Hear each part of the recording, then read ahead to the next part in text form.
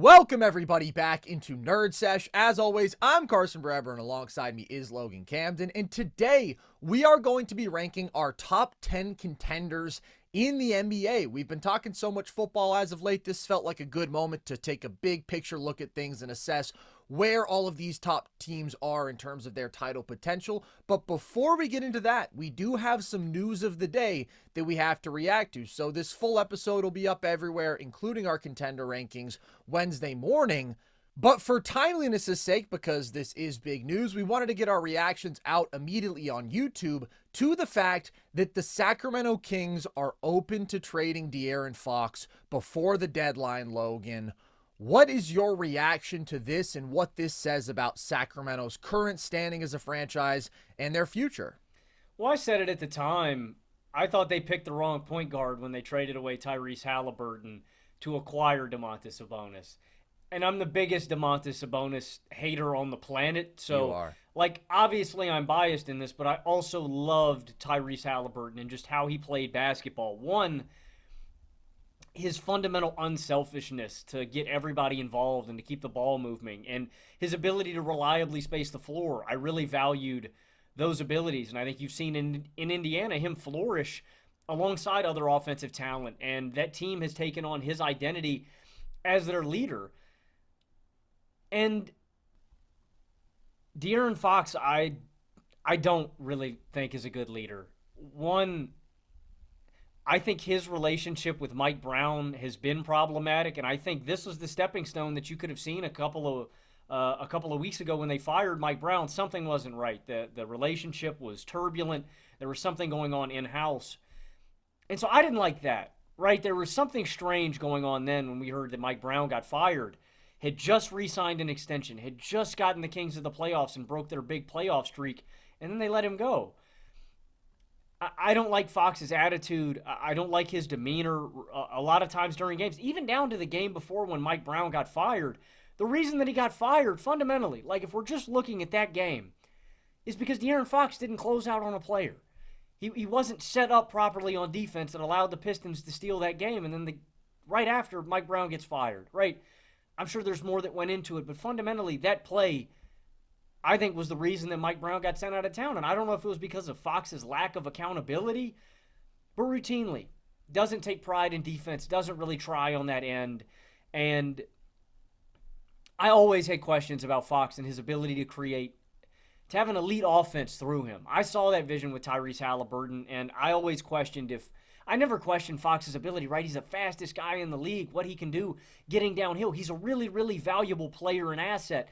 But when I saw Halliburton, I saw a guy that could seamlessly fit into any offense anywhere, and that's why I wanted to build around Tyrese. And so I thought that was a mistake at the time, but I wasn't mad. I was like, all right, well, we're going to go all in on this timeline, and I think they did. I think they made a right move trying to get DeMar and trying to get better, but to me, Fox isn't the guy, and now that we know that, and now that we see that this relationship isn't going to work out and it's not going to work in Sacramento, I think we're going to see the Kings blow it all up. I think that's the only reasonable outcome at this, and it's really disheartening.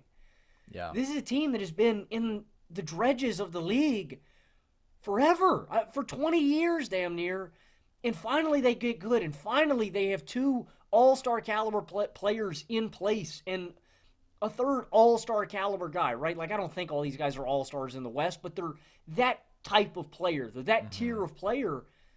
I don't give a damn if the Kings aren't going to win the title. They're not going to. It's just frustrating that they have improved so much that they have finally reached playoff status, and it seems like the new wave is to plummet, that this team is just going to trade away everybody. But I think that's the right move. If you're going to deal away Fox, why the hell are you going to hold on to Sabonis or DeMar? These are older guys who are valuable assets to contending teams. And the reality is, they're not number ones. None of them are. And if you're going to give away your number one right now, which is still De'Aaron Fox to me, you got to trade away everybody else because there's no reason into holding on to them as assets. They're getting older. They don't fit your timeline.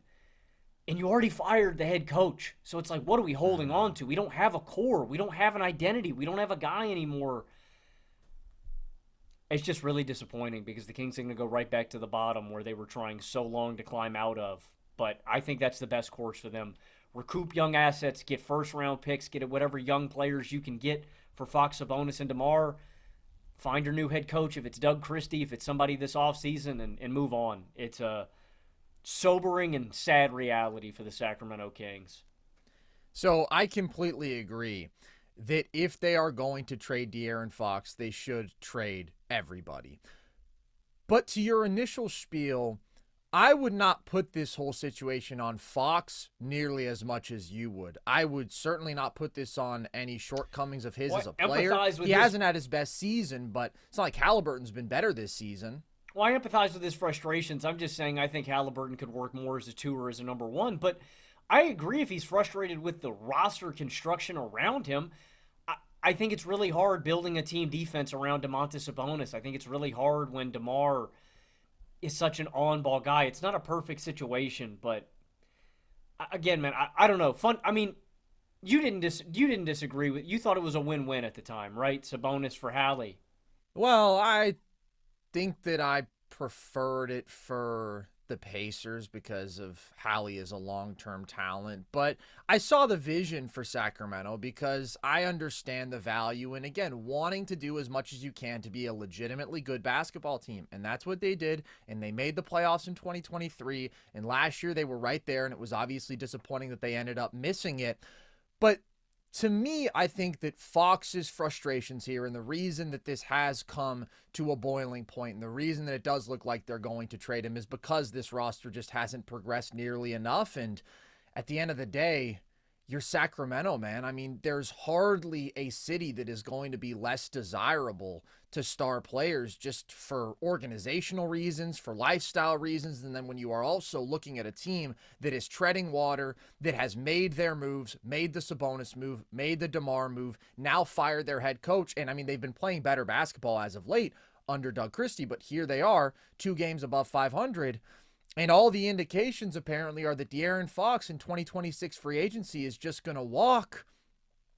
That's where I understand Sacramento feeling the need to make this move, because if there were a legitimate chance that they could keep De'Aaron Fox, then I would say just ride this thing out, because you're going to bail 46 games in when you are playing better, and this renders the DeMar move completely pointless, and it does put you in a position where you have to just hit the hard reset, man, because there's no point in going forward with 28-year-old Sabonis, who we know is not like the guy who you're going to build around, and 35-year-old DeMar.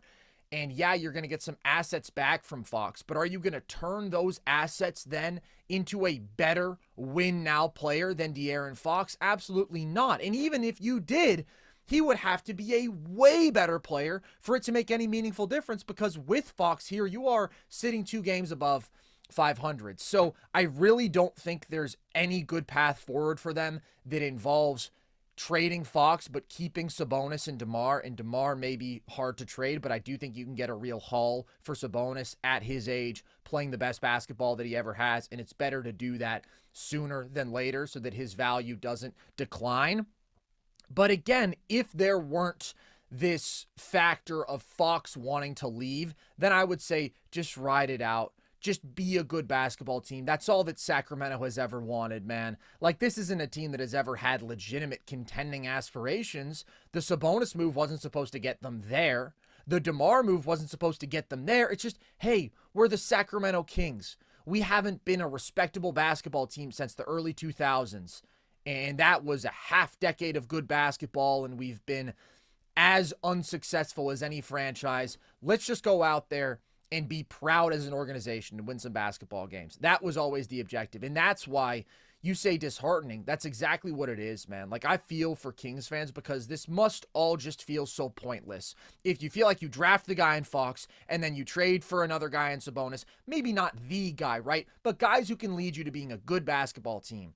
And you have this magical season and there's so much energy in the franchise, and the end result is that it all comes crashing down like this. And what are you going to do? You're going to have to reset and hope that you draft really well and hope that those guys want to stay in Sacramento. Like, it's just such an uphill battle that they are constantly fighting. Organizationally, they've been horrible for the most part when you look at their franchise history, but they're also fighting with one hand tied behind their back, man, because of the market that they're in. And this feels like sort of a combination of them not being good enough, and then they're just being more appetizing markets and basketball situations elsewhere. Well, it just sucks because, I mean, there's so many loyal fans in Sacramento that ride and die for this team. I mean, you see it during the playoffs. You see it at home games. The Beam, like, finally this team had established their identity. Finally, like you said, they had reached a respectable status where at least they weren't in the gutter. And now it feels like they're headed right back down to it. But, you know, that's why you got to capitalize on these assets, because you can't let it expire. And I think that's what the front office has to realize. You just can't lose them for nothing. It was our frustration with Chicago for the longest time, holding on to DeMar and holding on to Levine and holding on to Vooch. And at least Chicago's a big market, right? Like, you can entice guys to come and play there.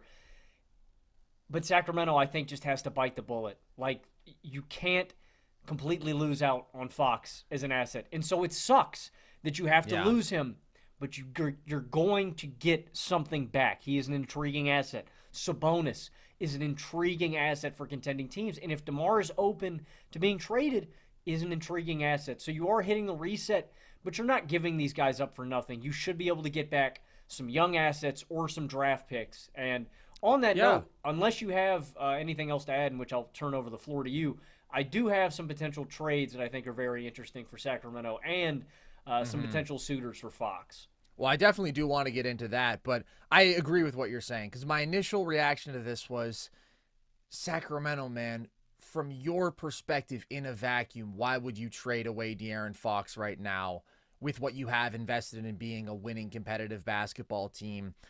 But if it's out of your hands, if you feel like he's gone in a year and a half, there's no point in clinging on to this, because you're not going to change his mind, right? You're not going to improve so dramatically that it's like, okay, never mind. Now I do want to remain a Sacramento King. You have to get something. Realistically, this is your last chance to get something. I don't think that at the next deadline, people are going to be dishing out a ton of assets for a guy who they feel like they can sign outright in a matter of months.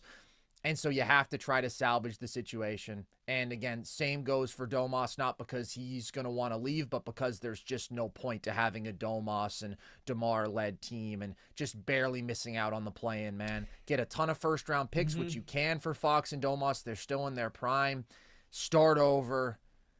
It's going to be hard. Again, that's why it's disheartening, but it's the best path to take instead of not just treading water, but going backwards in terms of trading away Fox. There's nothing to hold on to at that point. But I do want to hear these trade proposals that you have, because I do think there's a very intriguing market for Fox. I completely agree. And there's less urgency with Domas and DeRozan. DeRozan signed through 27. Domas is signed through 28. So yeah, I'm not optimistic about them getting much back for DeRozan. I mean, good news with him is the contract, because it is a good value deal. But you're probably getting like 1 first and couple salary filler role players. To me, that's great. I mean, 1 first-round pick to me for DeMar is a good deal for both sides. And then Domas is also interesting just because he's going to be making close to $50 million a year, which again makes him less intriguing as an asset. But I think there are going to be teams that are interested in both of those guys' abilities. So the first team that I have for Fox is the San Antonio Spurs. And there's 3 teams in the Southwest Division in which I really like deals for. Spurs have a ton of first, and I don't want them to give up a lot of the structure that they have in place, so I have them giving up Keldon Johnson, Trey Jones, and 2 first-round picks for Fox. Is that enough? Would you push for a guy like Vassell or somebody else on the roster? In that instance, who do you think says no? I think that I would probably push for a little bit more if I'm Sacramento. And yeah, I'd like to get Vassell, but if I were San Antonio, I would prefer not to part with Vassell. Now, if that ends up being like the make or break point of the deal, then I would probably budge on that.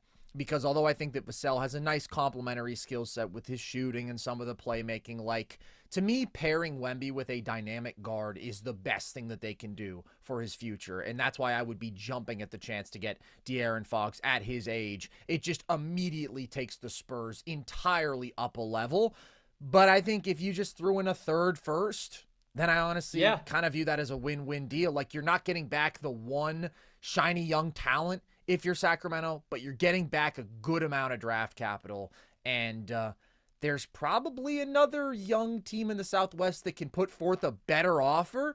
But we also know that San Antonio is Fox's preferred destination. At least that's what's being reported. And I do think that would be fantastic. Having an advantage creator like that, a guy who does get downhill like De'Aaron Fox, it's just going to make life even easier on Wemby as a scorer. And I've always said, like, the ideal guy to me would be Trae Young, because the playmaking specifically is so incredible with him, the looks he would manufacture. But at the end of the day, you take the really good guard who is there, who is available, who is young enough and still in their prime. And if that's De'Aaron Fox, I would love that for San Antonio. There's a ton of movement, in my opinion, for San Antonio. Like, I'm willing to give them a lot of future assets. I'm willing to give them young players. Like, whatever, I would go all out to do it, because guys like Fox just seldomly become available like this. And I think it's an easy sell for Fox.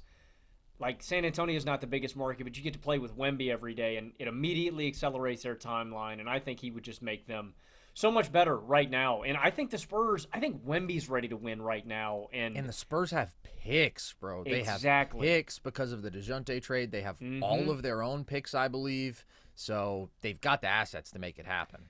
The other team in the Southwest Division, I've got two more actually. The first one we'll get into is Houston, and I think they've got a very interesting trade package. There's no picks involved in this one, and you got to do a little dancing here with the money to make it work. But I've got Jalen Green, Steven Adams, Jayshawn Tate, and Tari Eason for De'Aaron Fox and Trey Lyles. Now, again, I got to add in those filler guys to make the money work.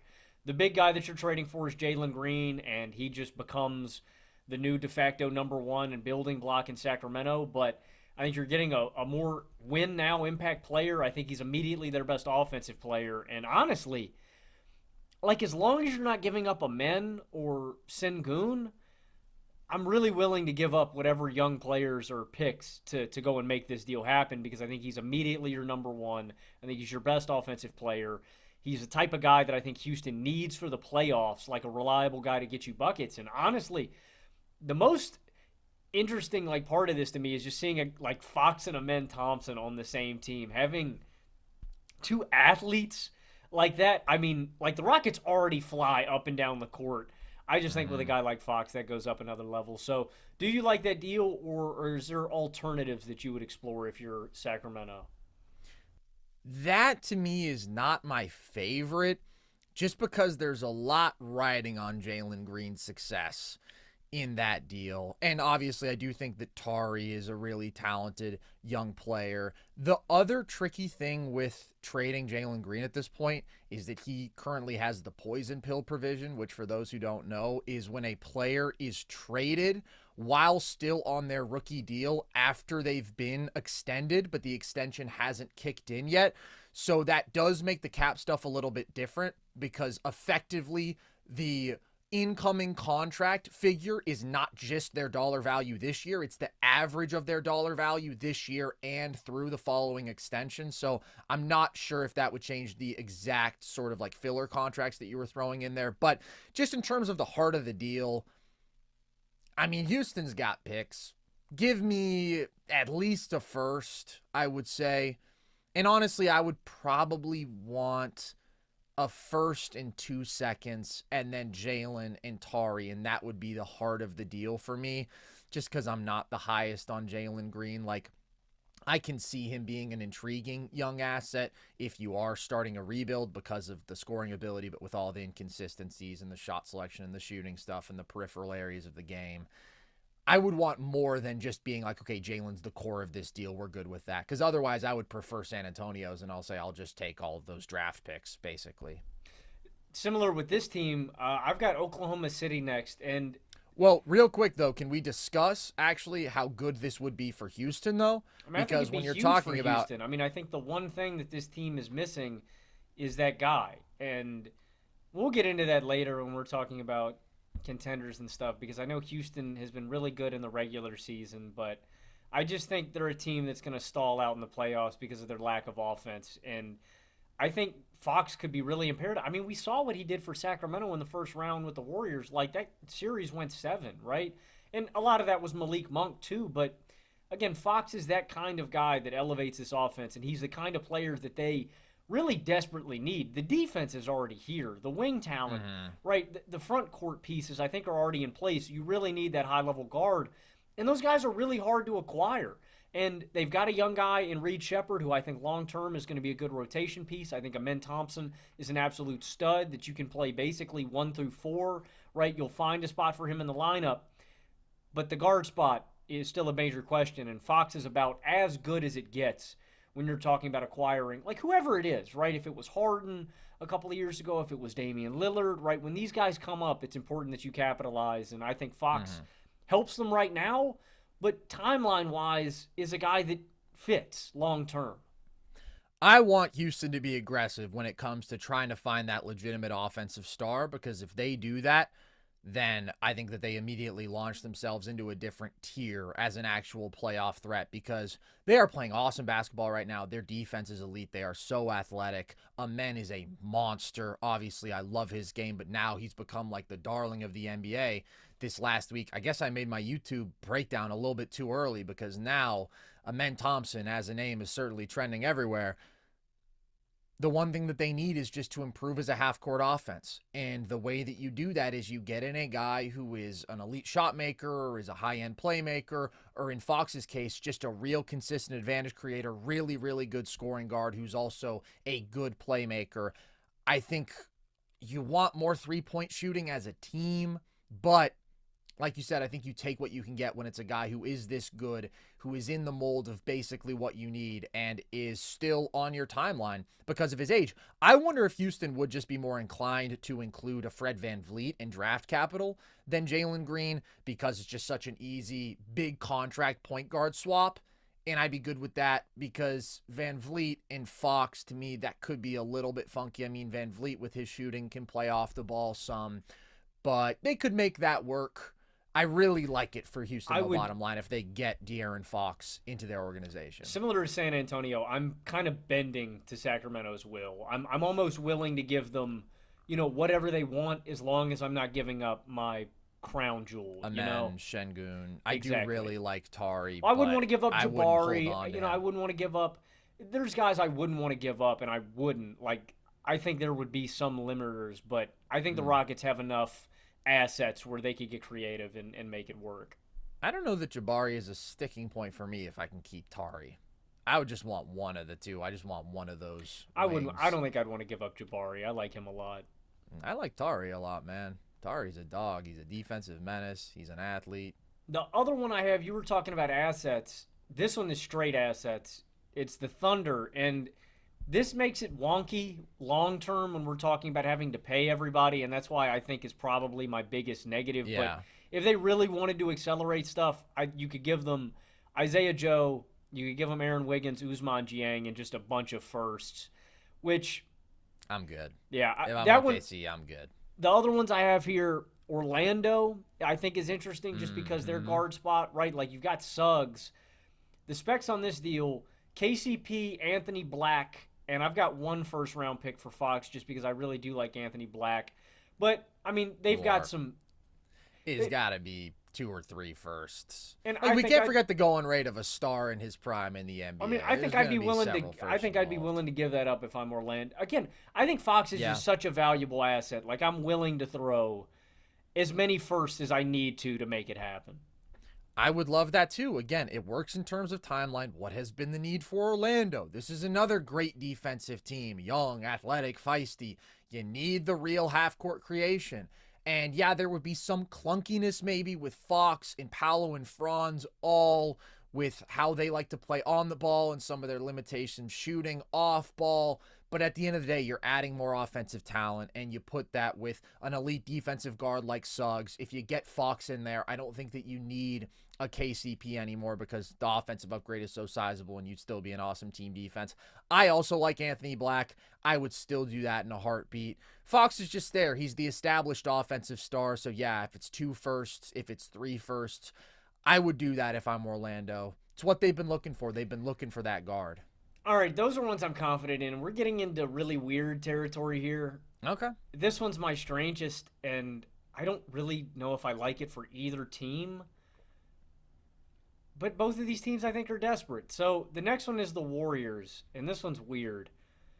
But Andrew Wiggins, Jonathan Kuminga, Kyle Anderson for De'Aaron Fox and Jordan McLaughlin. And I don't know how many firsts you add in here if you're Golden State, because I don't know if how many you add depends on how the Kings value Jonathan Kuminga as an asset. I really don't like Golden State giving up all of their wing depth, but it's basically what you have to have happen to make the money work. But I just put this on here just because, I don't know, does the offensive upgrade outweigh? I mean, personally, with how Wiggins has been playing, I know he had a bad game a couple of nights ago. I think it's a hard sell, but it just gives the Warriors some more much-needed offensive firepower. But like I said, this one's a little out there. Yeah, I just don't think it's a functional basketball roster at that point anymore. And then you have Schroeder, and obviously he's not close to the level basketball player. Well, Pods. Well, I'm just saying the front court, back court imbalance is a lot. Totally out of whack. And yeah, I think that you would be leaving some gaping holes in terms of wings, and you would have some redundancies in the backcourt. So to me, that's not the route that the Warriors should go for their star upgrade if they are going to do it, which it sounds like they aren't, but I wish that they would. The final team I wrote down here, and I'm interested in if you have any other destinations that I didn't mention, but it's Minnesota. And I can't quite figure out the trade details if the Kings were dumb enough or willing to take on Julius Randle with other capital. Oh, my God. Like young players or first-round picks. Obviously, it's horrible for the Kings, but it's a massive win for the Minnesota Timberwolves, and that's why I wrote it down. You'd get, I think this trade, again, I don't know what it looks like exactly because the Timberwolves are in the second apron, and it's really hard to make the money exactly work. But the framework of the deal, to me, would look like Julius Randle, Rob Dillingham, maybe more young players, more first-round picks for Fox. But I really, really like it for Minnesota just because you're giving Anthony Edwards, it maybe not is the perfect fit because these are, two guys who, Fox doesn't really space the floor, needs the ball in his hands, and is at his best with the ball in his hands. But at least he is a functional offensive star that could work alongside Edwards. Again, it's not an ideal spacing scenario, but you're at least getting out the offensive cancer that is Julius Randle. And so there's just a benefit of upgrading him and getting him out of town. I don't love it for the Kings, but again, the Kings, I think, have to bend at the whim of their suitors. I don't really think they're in a position to turn away teams. I mean, do they want to get bent over and spanked? Maybe Vlade Divac how many firsts would it take for you to take on Randle and Dillingham? A lot, dude, because how are they going to put together 3? a deal that competes with San Antonio's or Houston's where how it's many like I can get firsts picks and I can get some decent young assets? I think it depends on what they can also offer in terms of young players. But I think that 3 is a solid number. And then I think if you have a nice package with some young dudes, then it could be 2. Or maybe if it's Houston and you're throwing in multiple young players, you could get away with 1 in a couple of seconds. But Randall, obviously, it's not a long-term contract. I just don't know why Sacramento would do that to themselves. I mean, he's straight filler. You're just going to let him walk. Yeah. This is basically just to help Minnesota get off that money, man. I see that. You're trying to help out your boy Ant. I think that there's 3 destinations that are feasible and that excite me and that make a lot of sense in terms of the team need and the timeline. And it's San Antonio, which is apparently Fox's preferred destination. It's Houston, which is the other one that has been thrown out there the most. And then it is Orlando. I do like Orlando a lot, but I expect him to probably land in San Antonio or Houston. I just hope Houston is aggressive because I think that Houston can beat out anybody in a lot of these trade markets. And they've got a ton. Yeah, they've just got a ton of assets, pick-wise and young player-wise, with contracts that aren't, that are very, very movable. They do, and some people are like, why would you mess with a good thing? They're winning games. They're young. Because you can get better. You can get better, and I just know how this story ends. If you go into a playoff series and you have one of the worst half-court offenses in basketball, you lose. This legitimizes You lose in the them. first round. If you get a favorable draw, maybe you sneak into the second round. This is the kind of move that they have to make. It doesn't have to be Fox, but some offensive star is who I want to see Houston go out there and get. So, Kings fans, feel for you. It's a tough life that all of you guys have had really, no matter how long you've been alive, it's been a tough life, and I feel for you. This ain't the little itty bitty teeny tiny bowl. This is Super Bowl 59. Get it on the action at DraftKings Sportsbook, an official sports betting partner of Super Bowl 59. Scoring touchdowns is key to hoisting the Vince Lombardi Trophy, and you have a shot to score big by betting on them all at DraftKings Sportsbook, the #1 place to bet touchdowns. Ready to place your first bet? Try betting on something simple like a player to score 6. Go to the DraftKings Sportsbook app and make your pick. New DraftKings customers can bet $5 to get $200 in bonus bets instantly. Download the DraftKings Sportsbook app and use code NERDS. That's code NERDS for new customers to get $200 in bonus bets instantly when you bet just $5. Only on DraftKings Sportsbook. The crown is yours. Let's talk about some of the best, though, Logan. Let's get into our NBA Contender Rankings here. We'll work our way from the bottom up to the top, starting at number 10. Who do you have? Well, I don't know if this team qualifies as the best of the best, but they are on my list. At number 10, I have the Minnesota Timberwolves. They are a flawed basketball team fundamentally, and they are one of the most frustrating watches in basketball on a night-to-night basis. But I look at the teams behind them, and for full transparency, the Houston Rockets do not make my list despite their regular season success, basically because of what we have just alluded to. They're the number 23 half-court offense. I know what they've done this regular season. I know how great they are on the glass. You know, this team is #1 in offensive rebound percentage. I believe they're the best team in basketball at generating extra possessions on a game-to-game basis. But I just see this offense stalling out in the playoffs. Nobody on my list, even the Timberwolves, have as bad of a half-court offense as Houston does. And I just think it's going to come back to bite them on the ass. So Houston is 12 for me. Indiana is 11 for me because I believe in that half-court offense. They're number 5. And I just think they have their identity in something that works. It's not the most reliable formula because I think you're going to go up against a team that can match you offensively and stop you defensively. But I prefer that all offense look to leaning on a dominant defense, especially with the discrepancy in talent between the East and the West. That does factor into me. And so when I look at Minnesota, they're also one of those teams that is very flawed in the half court. The spacing is absolutely atrocious. I think this team is going to be limited and held back by their offense, potentially bounced in the first round. And like you mentioned, if they're not bounced in the first round, they're destined to get bounced in the second round. This team has gotten worse from last year, and expectations were really high. But when you trade away a guy like Karl Anthony Towns and you get this much worse, and you get back a guy that actively hurts your basketball team like Julius Randle, that's where I'm at with him as a player. You know, I was optimistic as you could be about Julius Randle after this trade. I thought maybe a new situation, playing with the best player he's ever played with, maybe finally we'll get something different. I'm done with it. I'm over it, right? We have reached Russell Westbrook territory. I don't know, man. Maybe we send him to Denver with the Island of Misfit Toys and everybody just magically Please figures don't do out that to Jokic. Please. how to play basketball with Jokic. We don't need to test the Jokic makes everybody better theory to that extent. I mean, that's Julius V1. Randle makes every team worse theory is proven. And it's fact. At this point. And so that's where I'm at. And so there is a ceiling with this team, but they've got a really high defensive floor with all defense guys like Rudy Gobert and Jaden McDaniels, and they have Anthony Edwards. And I'm one of the biggest believers in Anthony Edwards on the planet. He's one of those guys I just want on my team come playoff time. I think he is a #1 in this league. He has his flaws, the playmaking at times, the selfishness. He is in a hellish offensive situation. And so I get it. Like watching the Timberwolves close out games sometimes where Ant is pulling up really tough threes, it's frustrating. And that's where I come down on Ant's pull-up shooting because I think it's the story of his season. He's attempting 10 three-pointers per game. And when he's hitting, he's shooting 43% from behind the arc. You can't get too mad at the guy this year. When he's shooting hot from behind the arc, I think you let it fly. It's a game-to-game, possession-to-possession thing. But late in games, I want to see Ant work downhill to get those looks. He's a one-on-one athlete. He's an elite pull-up three-point shooter. And I'm convinced that this is long-term. This isn't this year. When you put good offensive personnel around him, I think he's going to become a better playmaker. I think long-term, when we're looking at like a Naz Reid alongside him, when we're looking at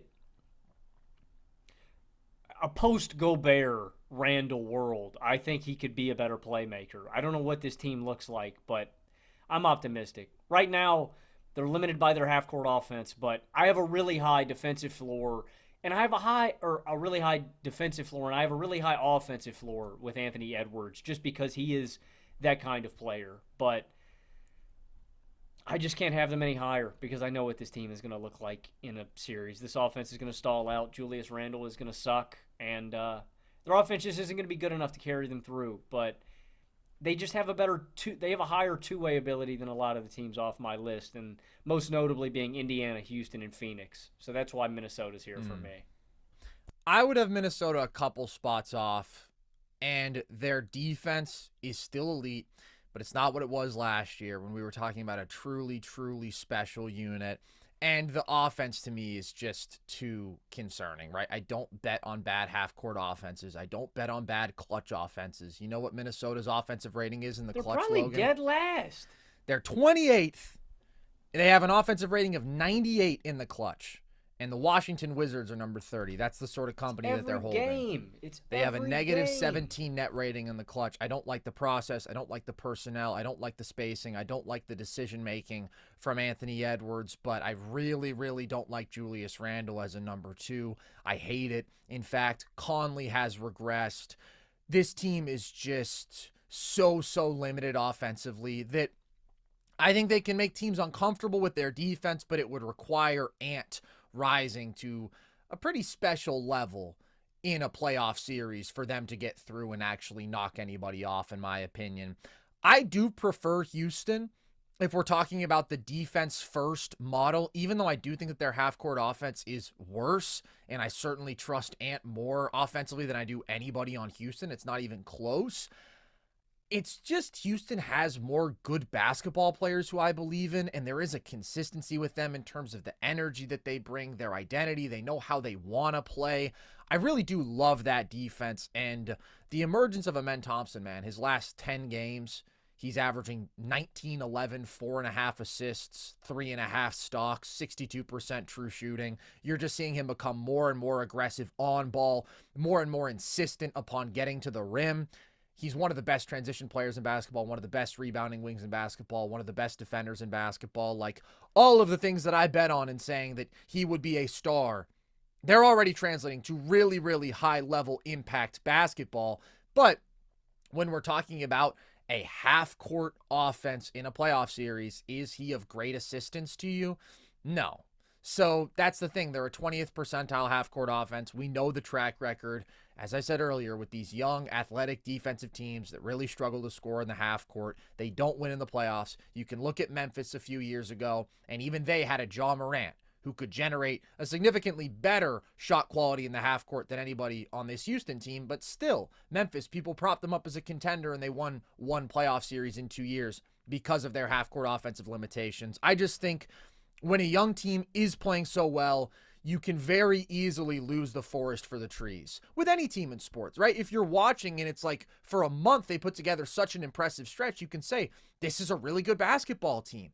But when you are talking big picture like we are, and we're talking about these teams as contenders, which means how do they fare in the playoffs, you have to think about what translates and what you would really think, gun to your head, if a playoff series started today and Houston just has couple big red flags there with the lack of a true offensive number 1 with the half-court offensive issues. But they're a move away, as we talked about, from moving a lot higher in these conversations. If it's De'Aaron Fox, I put out a mock trade for Zach LaVine that's basically Jalen Green, Dylan Brooks, and just a little bit of draft capital. I honestly think a couple of seconds would get you there because Zach LaVine, although he's having a great season, doesn't have the highest trade value with his contract and his age.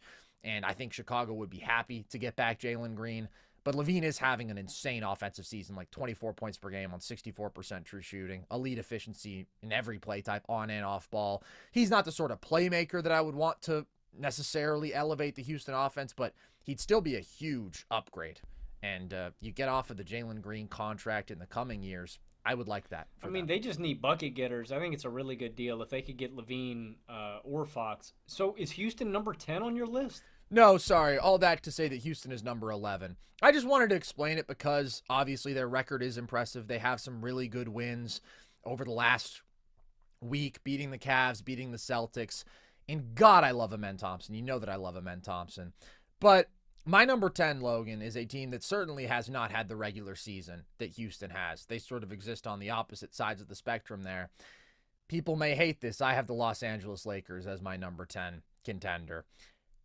I really like what I'm seeing from LA post Dorian Finney-Smith trade, because all year the issue for this team, and it's been a glaring one, has been their defense, and it's been their lack of quality two-way players. This was their issue last year too, right? It's just terrible point of attack defensive personnel. You're not going to be a serious team when you're as bad on the perimeter defensively as the Lakers have been. But DFS was a really good move for them. He is a really good perimeter defender, just the ultimate 3-and-D guy, especially with how he's shooting the ball this year.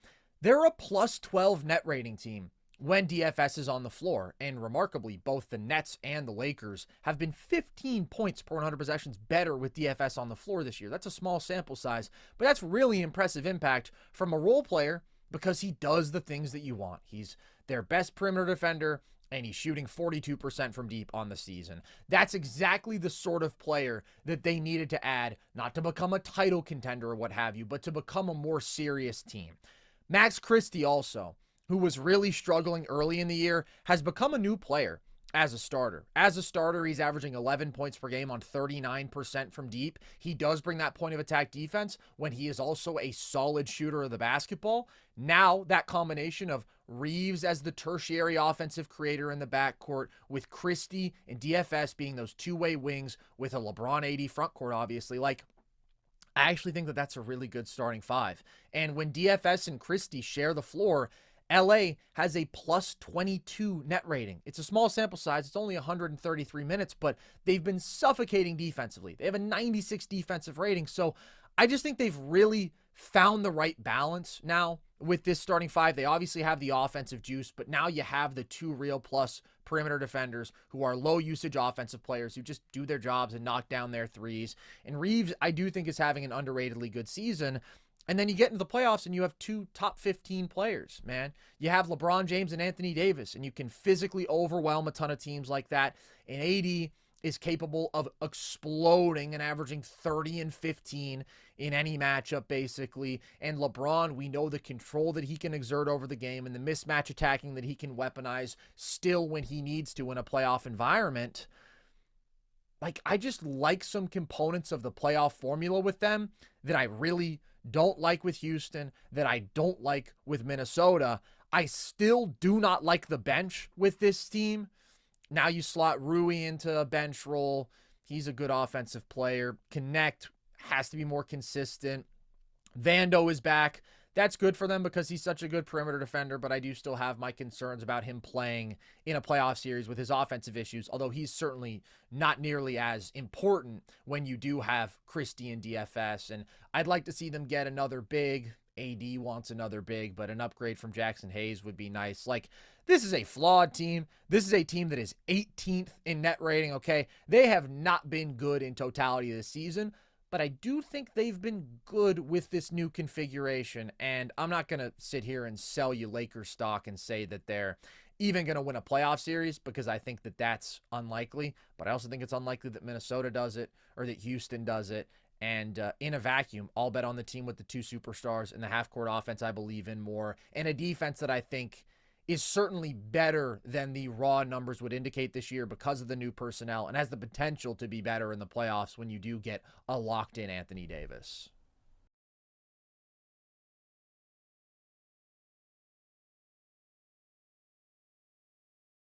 I get it. I like DFS. I think Jared Vanderbilt's return has been really good for this team. I think Jackson Hayes has actually been pretty good off the bench in certain spots.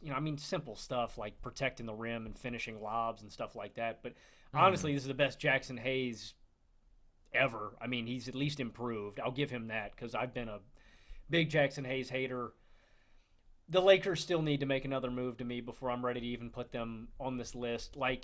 I think Anthony Edwards is the player that I like most out of all More three than of these. Anthony Davis? Yeah, I get that. Just with their current situations, Ant's a number one, man. I think Ant's a number one. And I love AD. That's just and wild to me. I think that LeBron's with the still two-way very good, stuff, but Ant's the guy that I want most out of those three guys for a playoff run. And I still like Minnesota's defense to an extent. These are the really, really flawed teams that I think. yeah, I think the whoever, 10 spot is the weakest for sure. I agree. And number 9, I'm not. I don't like Minnesota. You like Minnesota more than I do.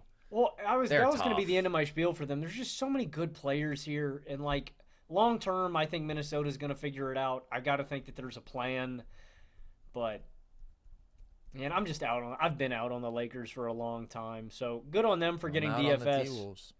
Again, I am not in any Lakers. world expecting them to do anything serious. It's just this is the very flawed team category. I'll bet on the team with the best high-end talent that I think is improving. Number 9 is pretty flawed as well for me too, and that's the Los Angeles Clippers. The theoretical Clippers are much higher. I just think healthy Kawhi Leonard is a myth.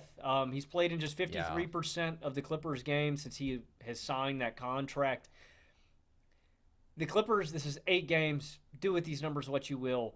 They have a 120.3 offensive rating with Kawhi. They have a 98.7 defensive rating with Kawhi. They play at a 77 win pace when Kawhi Leonard is out there this season. This defense has been awesome. That is where it starts with this Clippers team. I think James Harden and Norman Powell deserve a lot of credit. But they're number 2 in defensive rating right now. Zubac is 8th among qualified players at defensive field goal percentage inside 6 feet. Nick Batum is holding players 11.2% below their average field goal percentage. That's number 1 in all of the NBA. Chris Dunn has been great. Derrick Jones Jr. has been great. It starts and stops with his defense. But the hypothetical Clippers offense at full strength has real firepower. Kawhi Leonard. Playing games is still a problem. He is. God, I hate that I wish I could just give Kawhi my knees and he could play basketball. I would offer the same, but my knees are also no good. But I agree. It's just a shame. He has mastered offense at this point in his career. He is so damn good with his strength and the ball control that he has now and the playmaking.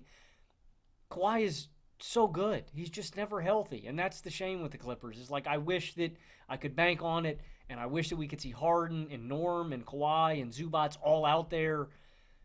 But the offense is too limited without Kawhi, and Kawhi Leonard his health is something I'm never going to bet on. So that's why the Clippers are here at number 9. I think they're a better team at full strength, but I'm not betting on the Clippers at full strength. So they are pretty firmly to me in this number 9 spot.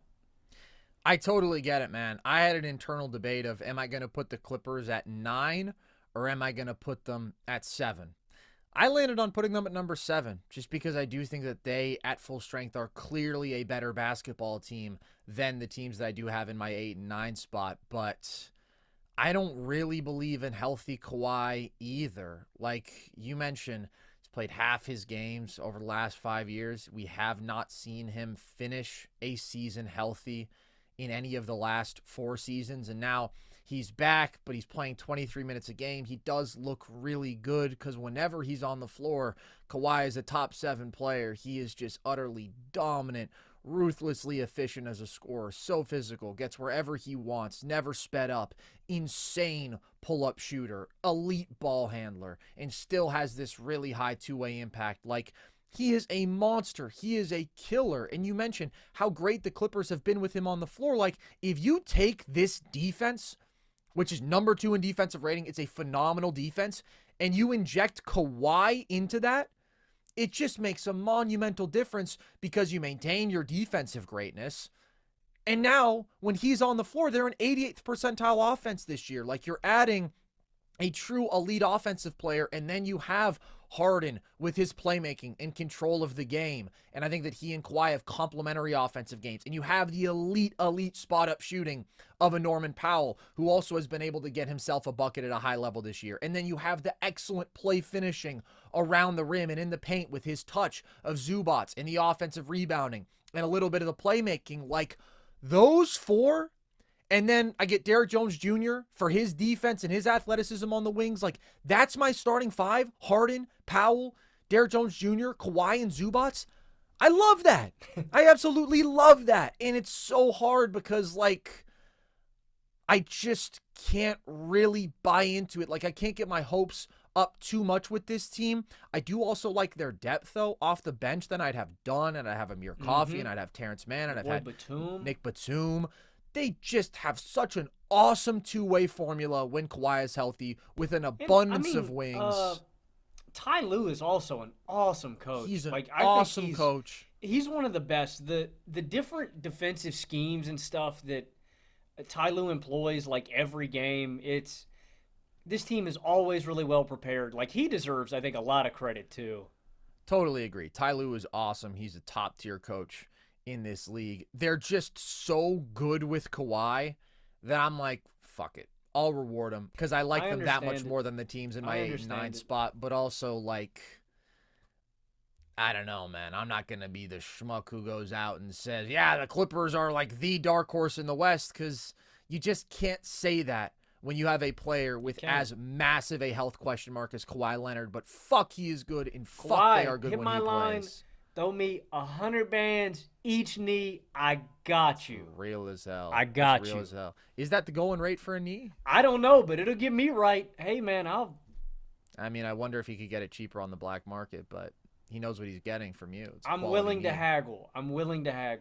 Yeah, you should. Okay, so in my number 9 spot, I have another team in the West who I do really like, but they don't have a Kawhi Leonard superstar, and the combination of that with a half-court offensive operator like Harden, with the defense, with offensive supporting pieces who I really like, and they complement each other so well. I really, really like the healthy Clippers, man.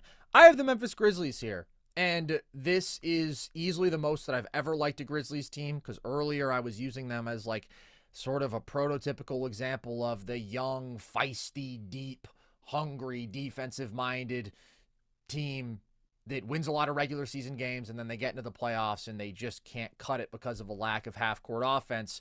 This year is different. If you look at just their bottom line numbers, I mean, they're 31-16, 5th in offensive rating, 6th in defensive rating, 4th in net rating. They've been an elite basketball team, and they've done that shorthanded, right? Ja has missed extended stretches. Desmond Bane has missed time and also just started the year very cold. They've been a really, really impressive basketball team, and you look at the depth that they have found and cultivated yet again this year, and that's really impressive. The big difference is they're a 60th percentile half-court offense now. We've never seen that from them before. They've always been 17th percentile, 23rd percentile. There's just been a complete lack of skill around Ja. There's been specifically spacing issues and a lack of shooting, with Triple J's inconsistencies there, playing him alongside a non-shooting 5, as they often did with Steven Adams. Like, it was always rough, and then Ja on his own wasn't going to be the most efficient, right, with his shooting issues at times, maybe forcing himself on the game a bit, and you were just going to get a offense that was going to melt down in the playoffs. I don't feel that way this year. I think that this is the best shooting team that they have ever had by far. They're 9th in threes made. They're 7th in three-point percentage. Jalen Wells is a guy who has stepped up and brought that offensive feel and the ability to play off ball and knock down a high percentage of his threes and then compete defensively. Bane obviously is an absolute sharpshooter who's really played his way into form as of late and has been really, really good. And Jaren Jackson Jr. to me is the big difference maker for this team, just with the level of scorer that he has become. We've talked about this throughout the year, but he's averaging 28 points per 36 minutes, and he's doing that still on pretty good efficiency, 60% true shooting. He's a walking mismatch. He's so much more comfortable as a ball handler. His touch is better than it's ever been. He gets to the line at a good rate. He's just a really, really effective scorer. Now, his passing is still an issue, but the level that he's taken up as a scorer is a huge difference for this team, because he's always been wildly inconsistent in the playoffs when they've needed him to be one of their top 3 offensive guys. Now, you give me Ja and Bane and Triple J, that's an offensive big 3 that I feel pretty good about, right? It's not going to compete with the big dogs offensively, but then they also do have this depth and they do have this defensive foundation, and they can get out in transition and really play with pace. I will say Ja is not playing very well right now.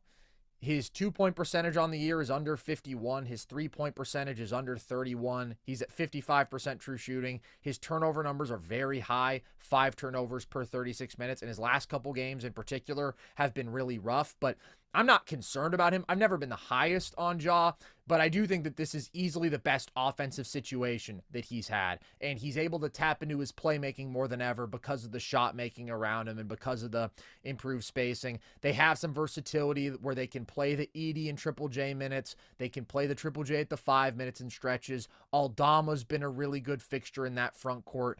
And again, man, they've got the depth with Kennard, with Brandon Clark, healthy again, with a Marcus Smart, with the addition of a Jalen Wells. Vince Williams hasn't been healthy. Gigi Scottie Jackson Jr.'s been hasn't been healthy. Awesome minutes all year. Absolutely. Like, they just have a lot of dudes who can play. Jay Huff obviously has been productive in his minutes. Like, at some point, they're going to trim the rotation down because they've been playing so many dudes that none of their stars are even averaging 30 minutes a game. And depth is not the most valuable thing in the playoffs, but it's a strength of theirs. I feel a lot better about the offense.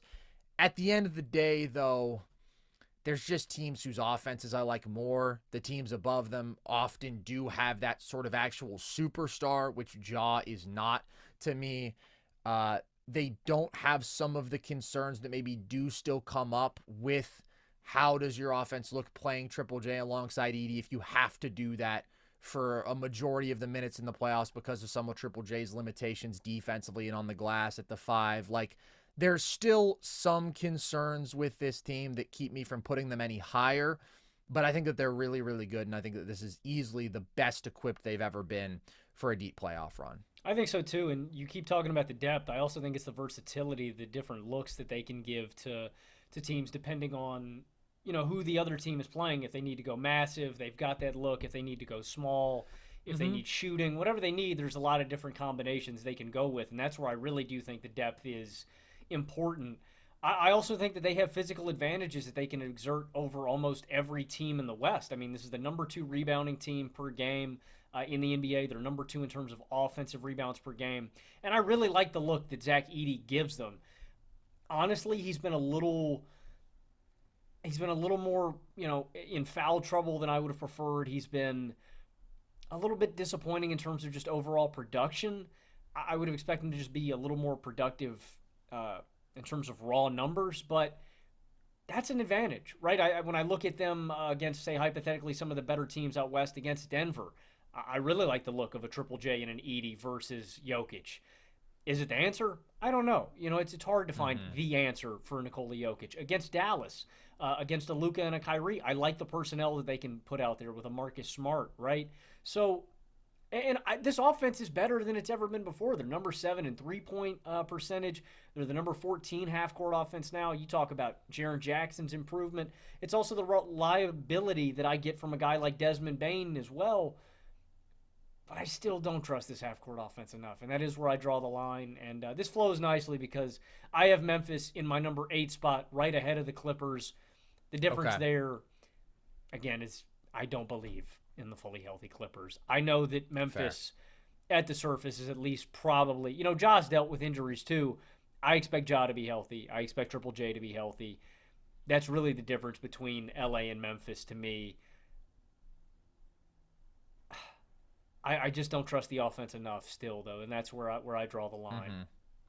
But they're really good, and you mentioned Edey. I thought that he was going to win Rookie of the Year. I mean, he still has been quite productive in his minutes. Where is spiking right now? Oh, well, Kello Ware is balling out of control, Logan, and you, my friend, have been on that. We both liked him a lot as a prospect, both liked him a lot as a pick, but you were saying, Spo, you got to play this, man. You got to play this, man. From game day one.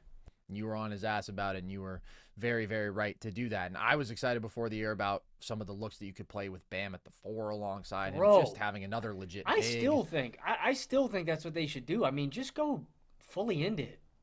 And also, they just needed another playable big for the last couple of years. It can't be Kevin His Love. His size is such a difference maker. I mean, they've just been so small and unathletic for such a long time. He's literally the perfect guy they could have gotten. Yeah, there's no question that he's been the best rookie since he's started getting actual big minutes. Edey's still in the conversation, but he's a monster offensive rebounder. He is a super efficient finisher around the rim. Defensively, it can be a struggle for him. He's been a little bit worse than I would have hoped, maybe with some of the playmaking stuff. The assist to turnover ratio isn't good, but in the minutes that he and Triple J have shared the floor, the Grizzlies have been an excellent team. They're like a plus 19 net rating team, and their offense hasn't suffered and their defense has been great. And I do think that that is when Triple J is at his best defensively, clearly, is when he's at the 4. And now he has a more offensively skilled 5 because of Edey's touch and whatnot that you can pair him with. So Memphis, good, very good.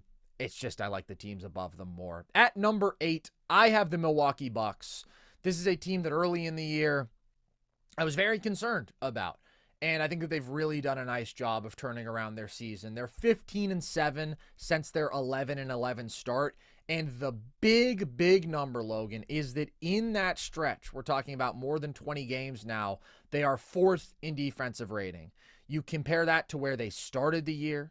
You compare that to the fact that they were 19th in defensive rating last year. It is monumental improvement, and it is the biggest box that they have needed to check because of the issues that Dame has defensively. Because just in terms of point of attack defense, they were so bad with Dame and Malik Beasley last year, and then you were like, okay, is the perimeter defense going to be riding on Dame and Gary Trent and Taurean Prince? Like, just wasn't good enough to start this year, but they found a significantly better defensive player in Andre Jackson Jr. I do have concerns about him offensively in a playoff series. I do think the teams are going to dare him to shoot, and obviously he's not a overly skilled player with the ball in his hands. Like, I think he could be in for a really rough offensive playoff series, but he improves their defense. They have AJ Green, who I think it's very possible that they end up turning to as their starter in the playoffs. Because, yes, you're losing something defensively, and maybe in a certain matchup you really want Ajax to throw at that top guy. I think Andre's probably going to play the least out of the wings. I expect him to play Taurean, Trent, and AJ all probably more. I think all those guys play more minutes, but it's Andre who starts, which, if that's your configuration, okay. But, yeah, I mean, AJ is a competitive defender, and then he's just such a lights-out shooter. That's the other thing. I mean, this has just been a phenomenal shooting team. Yeah. Gary Trent Jr. has been great there. Taurean Prince has been great there. AJ Green has been phenomenal there. So they've improved a lot defensively, and Giannis deserves credit for that, and Brook Lopez deserves credit for that. But the infrastructure around them has improved, and they've taken that side of the ball more seriously. And then obviously you have the Dame and Giannis combo, man, and that is a scary thing for any opponent. Giannis playing better than he ever has before, just with the improvement of his mid-range game, with him completely trimming out any of the three-point attempts that were bringing down his scoring efficiency, with his growth as a playmaker, and obviously top-tier all-time rim pressure and finishing. What he's done this year offensively has been truly outstanding. And Dame hasn't necessarily been way better than last year, but he's having a significantly better shooting season. And he just had a little dip there last year. Now we're looking at one of the most lethal pull-up shooters in basketball. Again, obviously we saw that in the playoff series. It's just Giannis wasn't out there. And Chris Middleton, man, is kind of the X factor for this team to me. Really his health, because he is another guy who we haven't seen stay healthy throughout a regular season in a while.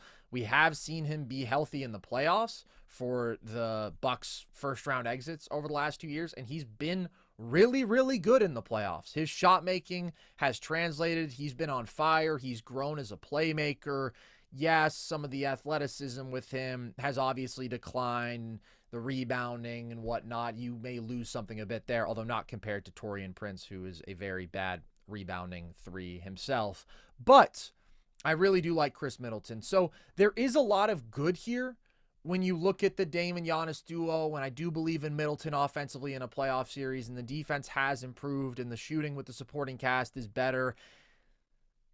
I still just feel like this isn't the most complete roster, though. And when I look at the supporting cast and I compare it to the teams that I have above them, they're simply more talented. Like when I look at the Clippers, I'm getting an elite team defense on top of my Kawhi Harden foundation. And then I also have guys like Norman Powell and Zubac who have been awesome basketball players this year. Like, I prefer that in totality. That's not to downplay Brook, because Brook is still a very solid basketball player at this time. But Milwaukee has improved from last year. There's no question. The depth has gotten better. They've gotten better in all the areas that I laid out.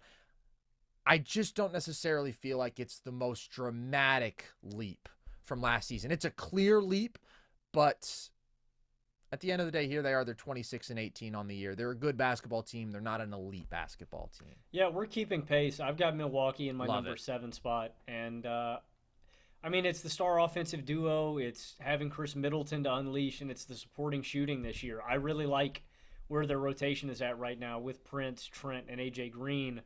But they do have their flaws, and their flaw is that they are really old and that they are injury-prone. Again, same thing for the Clippers. I prefer the Clippers in totality. It's a myth. I know what Milwaukee has their injury issues too, but it's Kawhi. It's not different. as bad. It's different. Yeah. They're very old, though, and they're very slow. Mm-hmm. And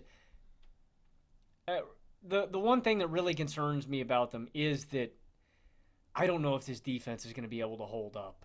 They're a bottom 3 pick and roll defense. They're allowing 0.94 points per possession against pick and roll ball handlers. And I just look at Dame, and I really worry about them right there. And I worry about them in transition and getting up and down the floor and against just other teams that, like you say, have more firepower up and down the roster. When I look at them at the top, it's really good, but they're very thin. And that's what keeps them from being higher on me. They've got, don't get me wrong, they've got what they can hang their hat on. The shooting, the defensive level they've been able to reach, and, of course, the star power that they have here. But they also come with some pretty glaring red flags. And I think they're big. So, I couldn't have them any higher than this. There's a clear line between my top 6 for me. And everybody else. Totally agree. Top 6 has been the same since very early on in this season. And, it's a little tough for me to imagine somebody else breaking into that group. But I think you hit on it, man. I mean, what were the things that we said about Milwaukee throughout last year, throughout the offseason? Old and slow. And they improved there. They did, right? They got a little younger. They got a little more athletic. And that's why they've been able to put a better defense around Giannis and Brook, and they've just improved on that end. But I do think that those fundamental concerns remain. And at the end of the day, they've been doing what they can with this roster around Dame and Giannis, but the vision initially was that those guys would just carry them to monumental heights, and unfortunately, the offense hasn't been great this year. They're 11th in offensive rating. It's good. They're a good offense. They're a good defense. Are they elite on either side of the ball? Not to me. So I have them at number 8. I have the Clippers at number 7. I get it. You don't believe in the healthy Clippers. I shouldn't either, but what the hell? I really like the idea can't of blame it, you. at least. I can't blame you. It's pretty sweet, man. It's pretty sweet to imagine up there in the sky, look at a cloud and see Kawhi and Harden and Norm and Zubats all having fun together playing basketball. How nice a vision is that? But I think we both agree that there is now a clear delineation as we get into the top 6. Who's in your 6th spot, Logan? I've got the New York Knicks here, and the offensive results this team has produced top to bottom is ridiculous. I think they've got the best offensive duo in basketball, and they have an elite offense. And when I say that, people may look at LeBron and AD. People may look at Dame and Giannis. People may look at, I don't know, Tatum and Brown or Tatum and KP. Jokic and anyone. Yeah, Jokic and whoever feels like playing good basketball that day, right? To me, Brunson Mitchell and Cat. And Garland. Yeah. Brunson and Cat are one to me because not only are they great individually, but just how much they maximize and make each other better. They're having career years, both of these guys, with all this space to work and how much they enhance each other. Overall, as a team, the Knicks are the number 1 transition offense. They're the number 1 pick and roll team from roll men being efficient there. Cat deserves most credit. They're the number 2 pick and roll ball handling team in terms of scoring. Brunson deserves a lot of credit. But they're the number 4 spot up offense, and they're also the number 10 isolation offense. This is just an elite offense, top to bottom. And they're the number 2 team in terms of offensive rating right now, just behind Cleveland on the year. To me, their ceiling really hinges on just how great this playoff defense can be, and it really hinges on Mitchell Robinson and his health. He's still returning or working on returning from an offseason ankle injury where he had surgery. Apparently, he's losing weight right now. Apparently, Robinson got up to like 280 pounds. Jesus. I mean, he's on the Big Baby program. I didn't see that. You got to think, ankle injury, not on your feet a whole lot, not moving a whole lot. Like, it's definitely due to him not being super mobile. So I think the Knicks, and considering how talented the Knicks are, I think they're going to be really, really cautious with working him back. I don't think it's going to be a point of emphasis of them getting him. Don't get me wrong. It's vitally important that you figure out the Cat and Robinson dynamic on the floor before the playoffs, but it's not worth rushing Robinson back. They are going to be very content and okay with easing him back into this rotation and easing him back into minutes. Also because Mitchell Robinson is very, very injury prone. You don't want to push him back early or risk him getting re-injured before the playoffs. You need a guy like Mitchell Robinson for the playoffs. They lost Hartenstein last year. That's what I want to hammer home with this Knicks team. It is so different from last year's Knicks team that was all heart, it was all grit, it was all grind, it was extra possessions, getting rebounds, squeezing the life out of your opponent, and just playing suffocating defense. This team is very offensive-oriented. And for a lot of ways, I think they're for the better. I think they have made a much more positive upgrade by getting Cat and getting Bridges and getting Anunoby in here. And so it's going to be about what level they can reach defensively and how well Cat and Robinson can work together on the court. But they're really, really talented. And I don't care that they're not super deep. They've got Hart. They've got McBride off the bench. They've got Mitchell Robinson. They've got 8 really, really solid guys that I believe in. But it's what level that defense can reach. And right now, I think I prefer teams' offensive formulas to them, and I prefer a lot of teams' two-way abilities right now, right? It's just something that I'm banking on that is theoretical right now. I haven't seen the defense with my own eyes, but this offense is elite, and it could just be a trump card. They could just boat race teams, but right now they're number 6 to me. They're in the contender bubble, though. They are firmly in the contender bubble. They absolutely are, dude. And I really had a hard time deciding if I was going to put them at 5 or 6 because their offense is just amazing. And their starting 5 is just amazing. And those are the things that they've gone all in on. And they're another team that had a pretty slow start to the year, right? They were 5-6. Since then, they're 26-10. They're number 2 in offensive rating, and they're 12th in defensive rating. I do think this is the best purely offensive duo in basketball. I mean, I think that both Brunson and Cat have been top 10-ish offensive players. Book and KD, we should mention, as another offensive duo in these conversations. There's a lot of really good ones. But Cat, just his unbelievable shot making, his overwhelming efficiency at his size. Brunson, another elite shot maker who also I think has grown as a playmaker. It's just a devastating offense when you also put the sort of shooting around them and the sort of off-ball movement around them that you have with Mikal, who has mostly been playing really, really good basketball for 2 months after he got off to a slow start on both ends. But since December 1st, he's given you 20 points per game on 62% true shooting, and he's improved defensively. OG, just an elite defender and plays his role so well offensively. And Josh Hart is having a career season. He's been so great in transition, so great as a cutter, so great as a connective playmaker, and just extremely efficient all around. One of the highest 2-point percentages in basketball as a wing.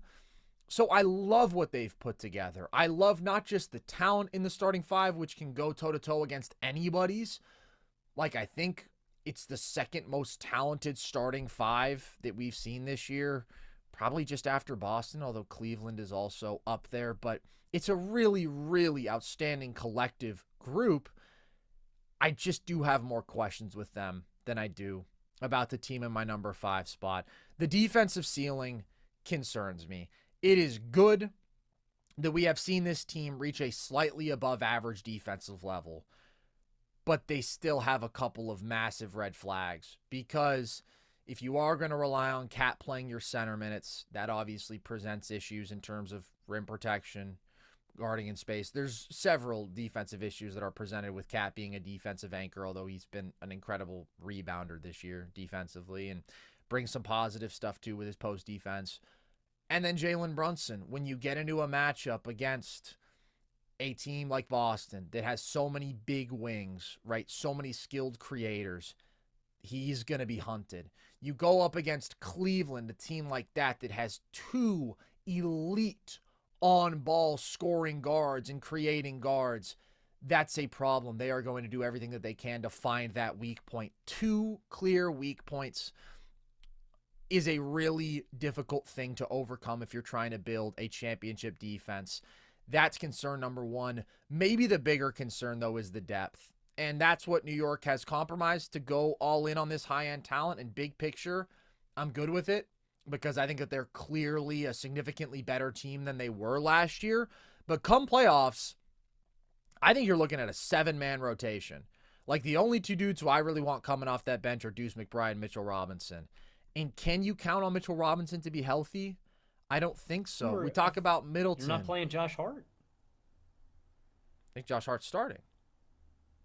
That math doesn't work, right? So, I mean, Bridges or Anunoby's also coming off the bench, right? I'm talking about keeping their current starting lineup. Brunson, Bridges, Hart, Anunoby, and Cat. Oh, I was thinking about starting. I don't know. I mean, you don't think it's worthwhile, like in a hypothetical matchup against Cleveland or Boston, say they start Horford, Porzingis. You don't think it's worth starting Cat and Robinson? All right, it's the same 7 guys either way. I think that potentially there's a matchup in which, they do want to go super big and they start Mitch and Cat, and I think that's I was just thinking about better auto defensive starting configuration. Mitch, yeah.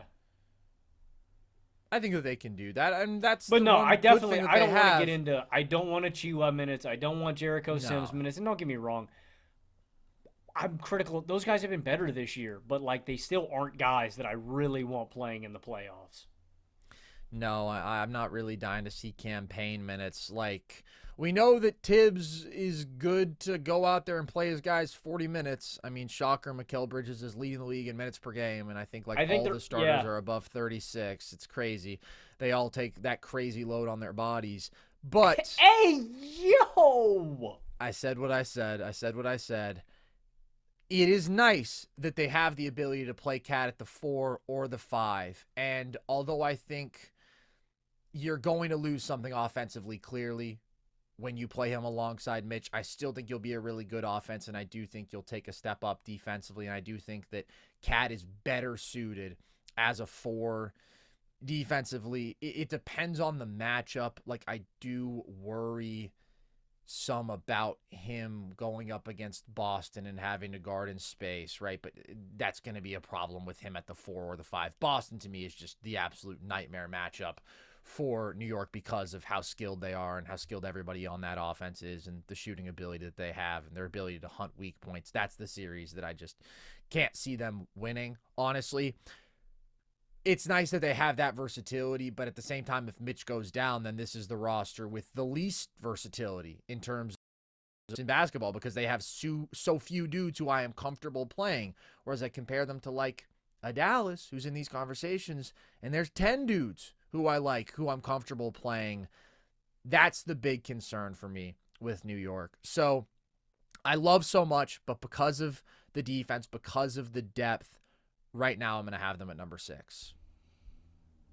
That's interesting. So I'm wondering if you're going to have Dallas here in the 5 spot. I've got Denver in my 5 spot. You don't know a goddamn thing about me, Logan Camden. I actually know a lot about you, Carson. I've known you for a long time. That's a good point. I hadn't considered that. Dude, also, congratulations on God damn it.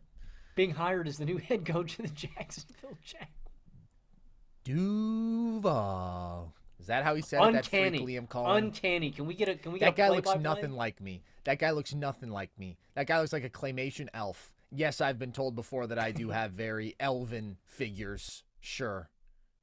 Features, I should say. I find it to be, frankly, anti-Irish. I find it to be, frankly, insulting. Listen, he's not a bad-looking guy. He's probably an 8.5 out of 10, if we're being generous. Maybe he's just an 8. I'm a solid 10. I think we can agree on that, Logan. You broke the scale, bro.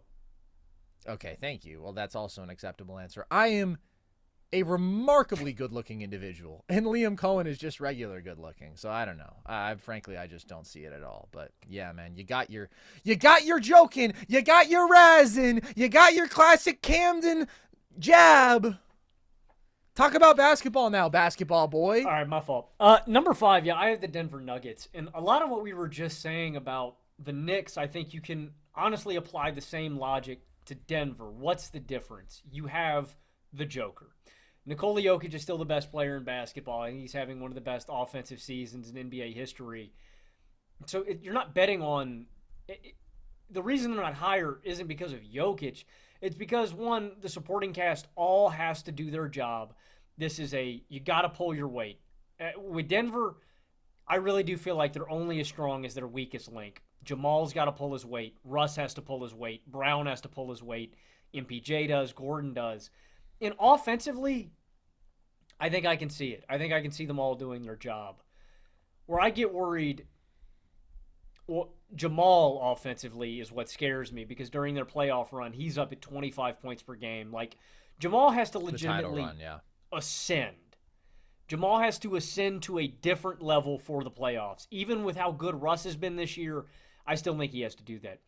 There's not really a ton of shooting margin for this team. I think they all have to shoot really well from behind the arc. That includes not the greatest shooters like Aaron Gordon and Christian Brown and potentially guys when we look to the bench, which is another big component, non-Jokic minutes. You got to hope that this team just doesn't get absolutely obliterated in them. And then the final component to me and why they can't be higher is just the defensive level they can reach. And I know they've been better recently. On the year, they're just the 19th defense. They're a bottom 6 transition defense, and that really scares me in the playoffs. But just the defense in general, what level this team can reach. The two biggest concerns I have with this team is three really major concerns to me with Denver. It's the surrounding shooting, what level they can reach. 3-point shooting wise, this isn't a high volume team, so they've got to capitalize on the most the opportunities they get. It's a defensive level they can reach, and it's if Jamal Murray can really reach the star level that he needs to reach to get this team over the hump. Because look, rain as much praise as you want on Jokic. It's one of the greatest playoff and title runs I think ever. But Jamal Murray was at that level, and in big spots he came through time and time again. And it's vitally important that he does that again for Denver to hoist the championship this year. So I've got them at 5. I've been a Denver optimist all year, and I have had confidence that some of the issues that people were really concerned about would smooth themselves out and improve. And I think that we've seen an extended stretch of basketball that has been very good from the Denver Nuggets. Denver 16-6 in the last 22 games that Jokic plays. They have an offensive rating over 122 in those games. They have been the best offense in basketball. And they were rolling. I think they had won 11 of their last 12 with Jokic before they just hit their 2-game skid where the defense was a disaster against Minnesota and it was bad again against Chicago. And that's going to be the thing that you look at with this team, right? You mentioned 19th in defensive rating on the year. After these last couple games, it hasn't even been that much better in this stretch where they have been playing better basketball overall. Like, they've been mediocre to bad defense throughout the year. And that's going to determine the ceiling for this team, what level they can get to defensively. And it's the only reason that I can't have them higher. However, I am cautiously optimistic about this defense. You look at what they've done in recent years, putting together the number 8 defense in basketball last year, putting together a really, really good defensive playoff run. When they won the title in 2023, they've lost personnel. Most notably, they have lost KCP, and that is a significant loss because although I like Christian Brown as a defensive player, he is not KCP. Russ has the athleticism, and he often brings the effort. He is not KCP, and that's an important loss. But I think so many of their issues this year are effort related. I think that Jokic has to take responsibility there for having clearly his worst defensive season in several years at least. Like, you look at some of these performances. The Minnesota game was so bad. He's sitting in a deep drop all game as Ant is just walking into pull-up threes that he loves, and nobody's really getting out and contesting shots, and Jokic was bad on the glass in that game. Like, they've just had too many of those, and it's particularly showed up early in games when for a majority of the season up to this point, they've turned this around overall as of late, but like they're just digging themselves holes, and it's because of that apathy on the defensive end. Also, obviously,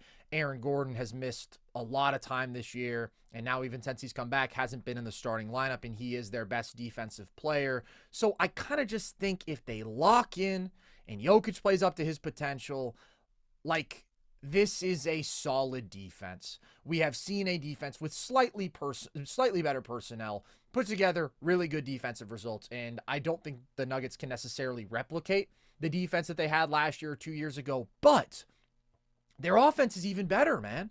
Like, this is absolutely the best offense in the NBA. And it is a better offense than the one that we saw 2 years ago win the title that had, I believe, the second highest offensive rating in a title run in NBA history. They have way more ability to play with pace now. This has gone from like the ultimate methodical half-court offense to being one of the better and more prolific transition offenses in basketball with Christian Braun, who is so good in transition, with Russ, his athleticism with Peyton Watson running the floor. That has just made this offense even more dynamic. They have way more ball handling than they've ever had before because of Russell Westbrook and his ability to play alongside Murray, his ability to excel alongside Jokic. Like, they've never had those dual ball handler looks alongside Jokic. That brings more juice on ball, more creation, more dynamism to this offense. They do have more space overall because now they can play these looks where it's like Aaron Gordon doesn't have to be on the floor. This team has been insane with Aaron Gordon off the floor. They're like a plus 13 net team when Jokic plays without him, and all of that is offensive because he does make their defense better, and I like Aaron Gordon a lot, and I think that he's one of the 3 best players on this team, but I'm just saying, we've seen them starting Russ and Murray and Brown and MPJ and Jokic, and that is a devastating offensive configuration because of the space. But also they can put Aaron Gordon in there, and that's also a devastating offensive group that we've seen win a title. And they're more athletic overall. They're more athletic with Brown. They're more athletic with Russ. So the 3-point volume point, man, I think it's been over-discussed this year. Because look at it. And again, they've been the best offense in basketball for this extended stretch of the season. I was going to say that, but also during the title run, weren't they also dead last in three-pointers attempted per game? Probably. I mean, they've always been super low there. And they're shooting at a really high clip this year, but they are the lowest volume 3-point shooting team in the league. And, like, yeah, it would be better for them to have more shooting. And every once in a while... They were 25th. Sorry, not to cut you off. Okay. No. They've always been low, and then you lose KCP, who was like one of your 2 volume 3-point shooters. Murray, too. He loves to live from the mid-range, but, he still takes a handful of threes a game. And that was something of a concern that I had coming into the year and early in the year. But again, look at the offensive results, how they've improved with Russell Westbrook, the different ways that Christian Braun carves out his offensive value with his cutting, with what he does in transition. And like I was saying, like every once in a while, you'll have a game like what they had against Chicago last night where it's like, okay, they got beaten by 50-something points from behind the 3-point line. You're not going to be able to win that game. Overall, though, this is a team that has a 128 offensive rating when Nikola Jokic is on the floor. Like, I'm sorry. I get it. If there's one thing offensively that you're going to talk about, it is the 3-point shooting. I just don't care when you're talking about those sort of results.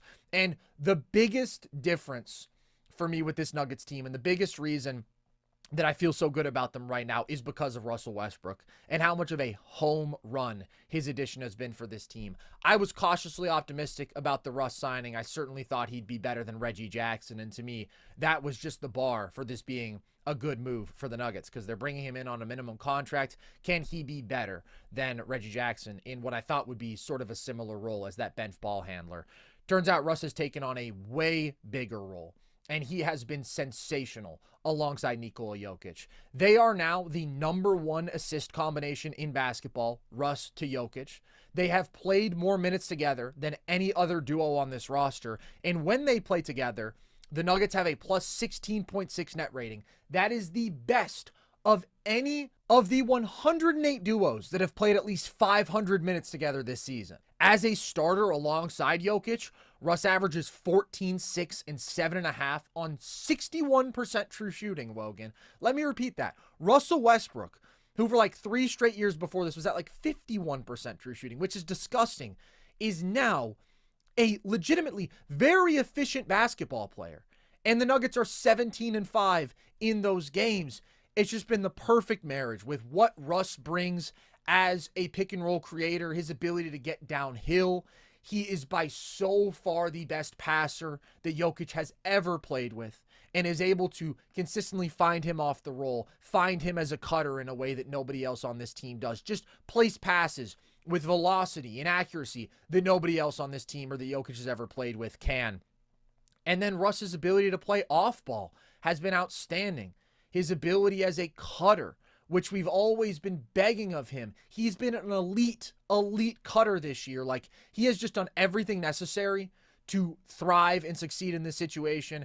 And I also think this is very much a testament to Jokic and why he's the greatest offensive player ever, and his malleability, his ability to elevate so many different kinds of players, to create so many advantages, but do so without dominating the ball, or like without it being an issue to play your center alongside a non-shooter like Russ and another non-shooter in Aaron Gordon and a guy who doesn't shoot with volume in Christian Brown. Like, it's just absolutely incredible, the results that they've produced offensively, no matter who's out there on the floor. And that is because of Jokic, but Russ has been awesome. So I think this is the best offense that they've had. And Jokic, we cannot forget, is also better than ever offensively, for sure. Like, he's still shooting better than 47% from three. And if you take out heaves, he is still above 50% on legitimate three-point attempts this season. He's averaging more points per jump shot than Steph Curry ever has in a season. Those numbers are still holding up. And you put this level of skill and athleticism and feel around him, it is really, really terrifying. The only question about this offense, other than the three-point volume stuff, but again, that doesn't really get me, is Jamal Murray. Because of the level that he got to when this team won the title, and because of the fact that this year has been rough for him overall. He has been better over Denver's last 25 games. Jamal is giving you 21, 4, and 6 on 58% true shooting, so that is improvement. He's been inconsistent. He hasn't been overly efficient, but he's trending in a good direction. And those numbers over the last 25 games, again, at least represent improvement. Now, the crazy number, Logan, is I mentioned how great Russ and Jokic have been together. In Jokic minutes without Jamal Murray, the Nuggets have a plus 18 net rating. That is unbelievable. That is insane that you are producing those sort of results without the guy who is supposed to be your second best player, is treated like your second best player, is paid like your second best player. And in reality, Russ has been better than him for a whole lot of this season. So, you would still like to see Jamal have more of an impact on the game and play more up to a star level. But if you do get a more consistent Jamal, and this team plays like a fringe top 10 defense, just outside the top 10, honestly, they would be my number 3 contender. I would put them even a spot higher because I think this offense is like historically great. And I think is better than it's ever been, with the fact that they have 6 legitimate starting caliber players. And then they also have Peyton Watson, who is actually good and is an elite defensive player and produces decently well offensively when you play him alongside Jokic. And Strother, I think, has been solid for them. Like, I'm tempted to have them above Cleveland. I'll spoil because I've had the same top 3 teams for a while now, because I do think that Denver's defense is better than they've shown. And like, when it comes down to it, push comes to shove, I think Cleveland is great. If I get this Denver offense, which I think is unstoppable, it has more combinations than ever before that they can go to and just dominate, and has the best offensive player ever, if that is also like a serious defense, a competitive defense, it's hard for me to pick against that. It's hard for me to pick against that unless you are like an insane two-way team. But the defense hasn't been consistent enough. Jamal hasn't been consistent enough. So I will still have Cleveland 3 and Denver 4 for right now. I will say, Logan, the Nuggets are plus 650 on DraftKings to win the West. That's pretty damn good value to me. I get it. The Thunder are outstanding and they're obviously a heavy favorite, but like, God forbid, all it takes is one injury, right?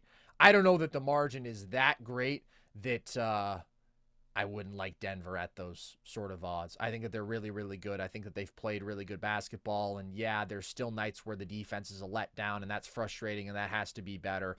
But the ceiling and the offense is so damn high with this team that I do prefer it to Dallas.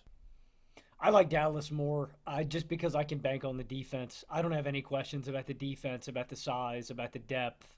How good do you think Dallas's defense is, though? I think Dallas's defense can be good enough with Luka and Kyrie. I mean, they just have better personnel, in my opinion, than I think it's a better defense than Denver's. I just don't think the defensive gap surpasses the offensive gap. Because I think, again, Denver is like a historic offense, and I think that Dallas is a really good offense and a good defense. I think Denver is a historic offense that can be slightly above average defense when they need to. Or you're saying Denver? I mean, I think Dallas. Yeah, I think Dallas can have a great defense, and I know they're number 12 in defensive rating. I have an easier time seeing Dallas's offense get to where it needs to be than I do Denver's defense getting where it needs to be. I know what I'm getting out of Luka and Kyrie, and I was mentioning the best offensive duos in basketball. Another one of them is Luka and Kyrie, and they're just one of the most reliably great scoring duos in basketball. You saw it throughout the playoffs last year. Anytime they needed it, Luka came through. Anytime they needed it, if Luka didn't have it, Kyrie came through.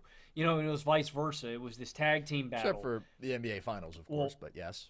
Getting through the West, I mean, I think that was a different challenge entirely, especially with where Luka was at injury-wise.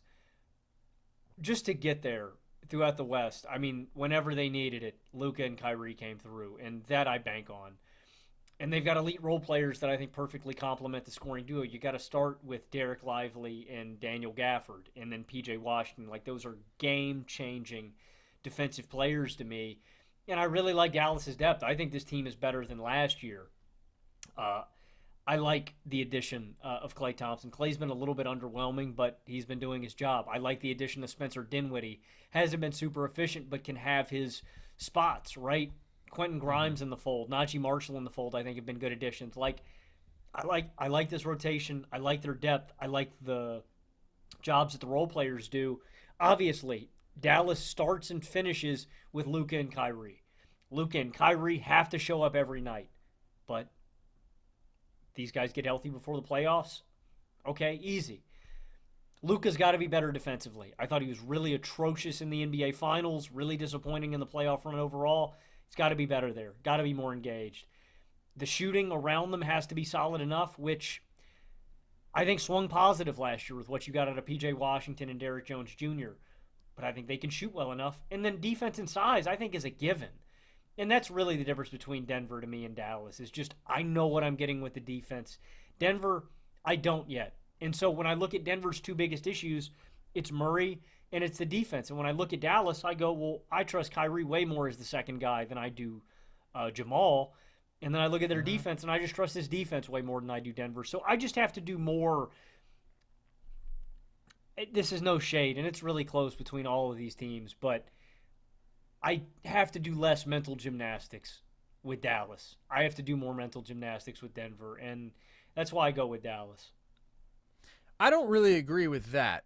What I would say is that Dallas is more complete, and I think that that's true. But again, to me, that edge that they have in being the more complete two-way team is outweighed by the fact that I think Denver's offense is really, really special. And you talk about trusting Kyrie a lot more than Jamal. I agree with that.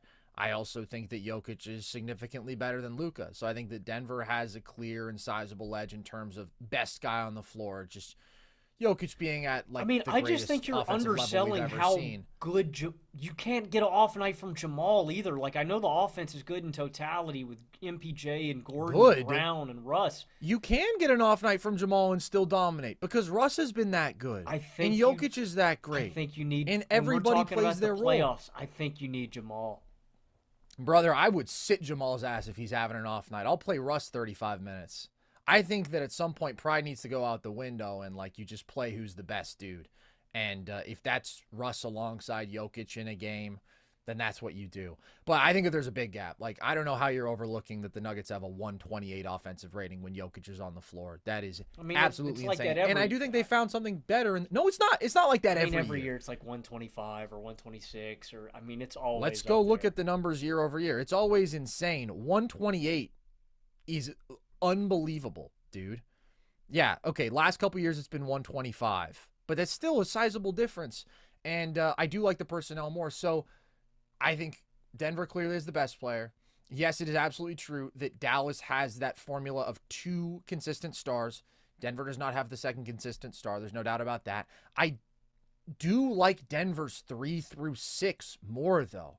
I think that MPJ and Aaron Gordon and Christian Brown and Russ all playing their roles, those are really good basketball players.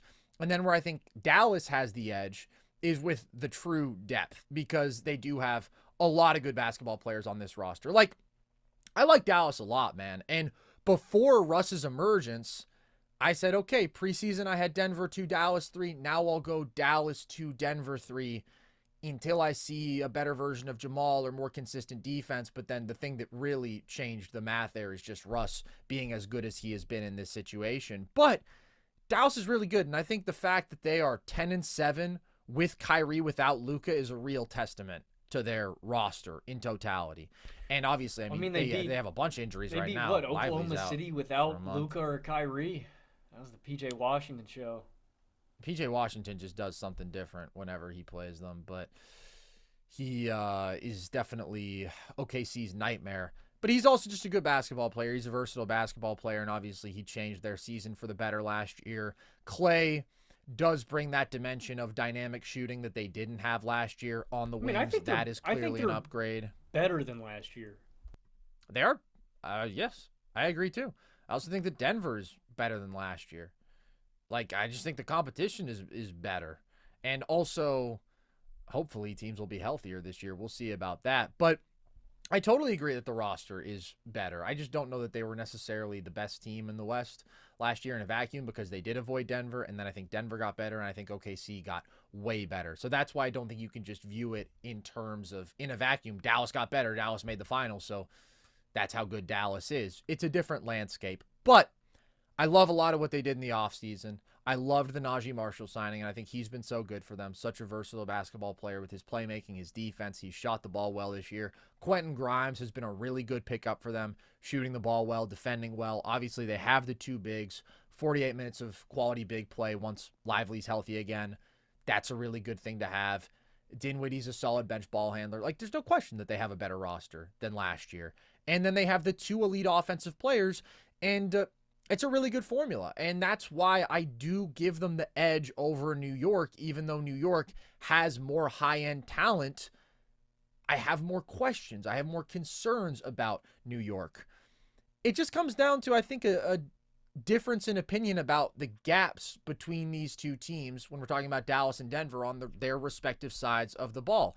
I think that Dallas is a good defense and a very good offense. I think that Denver is a historic offense, and they can be, like I said, a solid defense when they need to be. I do think every team that I have above Dallas is clearly more dominant on one end, and Dallas is a complete good team, but I'll just take the GOAT level offense, man, and I'll trust that Denver can play at a reasonable level defensively, which I think they have the ability to do when they're motivated to do so. I mean, we're walking in circles here. The non-Jokic minutes scare me. The defense scares me. And top Jamal 5 Murray second half defense, Denver Nuggets. Yeah, I just think it's going to come back to bite you in the ass at some point. There's still a really large load on Jokic's shoulders. The depth still isn't great here in Denver. Denver has, I'm not saying Dallas is flawless. Denver has more flags to me. That's why Dallas is ahead of them. Green flags, buddy. Green flags. We get it. Okay, you like so Nikola Jokic. Thank you, Liam Cohen. Thank you. Bro, I'm just telling it how it is, man. We'll see. We'll come back to this in months, and we'll see. I'm betting on the Denver offense. All right, top 3. Who do you have in your 3 spot? Cleveland. I think it's inarguable that Cleveland has a better resume than Boston, like unequivocally this year. Oh, yeah. I still bank on Boston. I mean, Cleveland's number 1 in offensive rating right now. They're a top 10 defense. They're number 2 in net rating. And they've actually got the number 1 half-court offense in basketball. If you had asked me one concern about this team coming into this year and what they needed to do to progress, it was fix the half-court offense. And they have. They've empowered, we talked about this a myriad of times, Evan Mobley to do way more offensively, and he's taken a legitimate leap. Darius Garland has bounced back in a big way and is in a lot of ways better than ever. The depth is better this year in terms of actual rotation players that do their jobs and impact winning at a high level. The starting 5 has never been better. The way they stagger their minutes and their rotations, I think, is better. When I look at them against a team like Boston, I like Boston's talent more. I think they're a better two-way basketball team. And I get it. Like, I can't argue that Cleveland's regular season offense has been better, but I still think I trust this offense more. And I still think I trust this defense more. I just like Boston on both sides of the ball still. I like their formula more. I have trouble. Cleveland's gotten so much better than last year. Like, I have trouble bringing up things that Cleveland even struggles with. But when I look at it, I think that Boston's got one hell of a bag of tricks to throw at Cleveland. When I look at the personnel, when I look at a Drew Holiday, when I look at a Derek White, when I look at a Brown, when I look at a Tatum, I just think they can be more defensively disruptive to Cleveland than anybody else. Outside of maybe Oklahoma City, right? Because they have such a historic defense. When we're looking at matchups in the playoffs, because I can't make an argument to you about the results that we've seen from this regular season that Boston is better than Cleveland. But when I look at them in a personnel matchup, head-to-head, something like that, I do prefer Boston's personnel. I prefer their two-way ceiling. And I just have this level of faith that Boston's going to figure this thing out. But I'll get to that in a minute. That is the big difference to me. It's just the fact that basically Boston's defense is impenetrable when they're locked in. There isn't not only a weakness, but like everybody involved in the defense is an active strength, and you just can't say that about Cleveland with the perimeter personnel. And that's not to say that guys haven't improved, but like when it comes down to the ability of a Tatum or a Brown or whoever to attack a Donovan Mitchell or a Darius Garland compared to the inverse doesn't exist. There's nobody to attack in the Boston defense whatsoever, and that is the gap to me, because I think that both of these are outstanding offenses. I love the Cleveland offense. I think that you are getting 48 minutes of elite creation from either Donovan Mitchell or Darius Garland. We've talked about it before, but their offense is better when Garland is on the floor without Mitchell. In fact, it is unbelievable. They have like a 130 plus offensive rating. So that's just stupid. And they've got great shooting. They're second in threes made. They're first in 3-point percentage. And of course, they also have 48 minutes of awesome big play with Mobley and Jared Allen. And their wings are really solid. They've got really good depth. Wade, Strus, Okoro, LeVert, Ty Jerome, what he does as a creator. Like, it's an awesome basketball team. It's a dominant offense, and it's a really good defense. And they're so consistent, which Boston hasn't been this year. Denver certainly hasn't been, right, when we're comparing them to the teams that I have them between. They check a ton of boxes. They have 3 dudes playing at that top 25 sort of level, which is a big deal when you feel like Mobley can be the best player in a series with his defensive impact. And then if he shoots the ball well offensively, or he finds mismatches that he wants to attack, or he's just very efficient offensively, right? He has that sort of ceiling. Garland with his playmaking and his shooting, he can be your best offensive player. He can carry you. Donovan Mitchell, we know if he just commits to getting downhill and he catches fire as a pull-up shooter, he can take over and score 30 a game in a series. That's crazy. Like, I don't want to lose sight of how crazy it is to have 3 dudes playing at that level. You do compare it to Boston, though, and we know how insane that starting 5 is, and I think that their depth has improved from last year. And it comes down to a very good defense that Cleveland has because of their bigs, because of their backline defense, versus an elite defense in Boston and a team that also has crazy offensive firepower. And honestly, because of their all-around shooting and their mismatch attacking, I probably prefer Boston's offense when it comes to a playoff series too. So I get it. Some people are freaking out about them right now. I am not. I have Boston at 2 above Cleveland. I've got the Celtics at 2 as well, and a lot of this I chalk up to just a bad run from Boston. I know a lot of people are panicking right now, but I don't think for good reason. I think you have to point the finger at a guy like Jaylen Brown for his struggles this year. I mean, it really seems like he's regressed this season. It seems like he's worse than last year. He's down 3% from deep this season, from 35% to 32%. He's down 4% in terms of true shooting. And so I think he deserves some of the blame, but there's also been this focus on Boston's really heavy reliance on three-pointers. And I focused on that for a long time with Boston, and I griped about that. But, I think it's Boston's superpower that they can shoot that many threes, that they can generate that many high-quality shots, that they can shoot it so effectively. They have so many great shooters around the floor. So I think it's a strength. like it's comical. They're number one in three-pointers attempted per game. They shoot nearly 6 more than the number 2 team in basketball. It is ridiculous. And sometimes, don't get me wrong, in individual instances, I would like somebody to get downhill more or somebody to go up with a layup instead of kicking back out and rotating the defense. But the point is, that's their specialty. They are great at generating a ton of open three-pointers, and I think more often than not, they're going to make them, and they're going to blow teams out because of it. I also think that on top of Brown's struggles and them settling for threes in their offense, it's just like classic championship hangover. I don't think this team has their foot on the gas right now. I think they're going to lock in at some point after the All-Star break, and they're going to figure it out. I have immense respect and trust in their talent, in their reputation, in their championship pedigree, and the talent of this roster, the level that Jayson Tatum's at. Right, and again, that's Boston's superpower. Please don't lose sight of that. They have so much talent here that Jaylen Brown can struggle, and they can still win games, and Porzingis can be their second-best player. Boston at full strength. I don't see how Cleveland beats them. Like, I just don't. Cleveland's great, but I think Boston has a really big advantage in terms of their personnel and what they can do to Cleveland defensively. I still think Boston's got that edge over them. So I don't know, man. I think if these teams are at full strength, I just think I'm rolling with Boston. I think Boston would still have to have somebody out for me to pick Cleveland. I would roll with Boston too, and I think it's what we've talked about, right? Garland and Mitchell are going to be seeing elite perimeter defenders for every minute that they are on the floor, while they are going to be hunted by really good offensive players every minute that they're on the floor. There is an imbalance there in terms of two-way talent, specifically on the perimeter.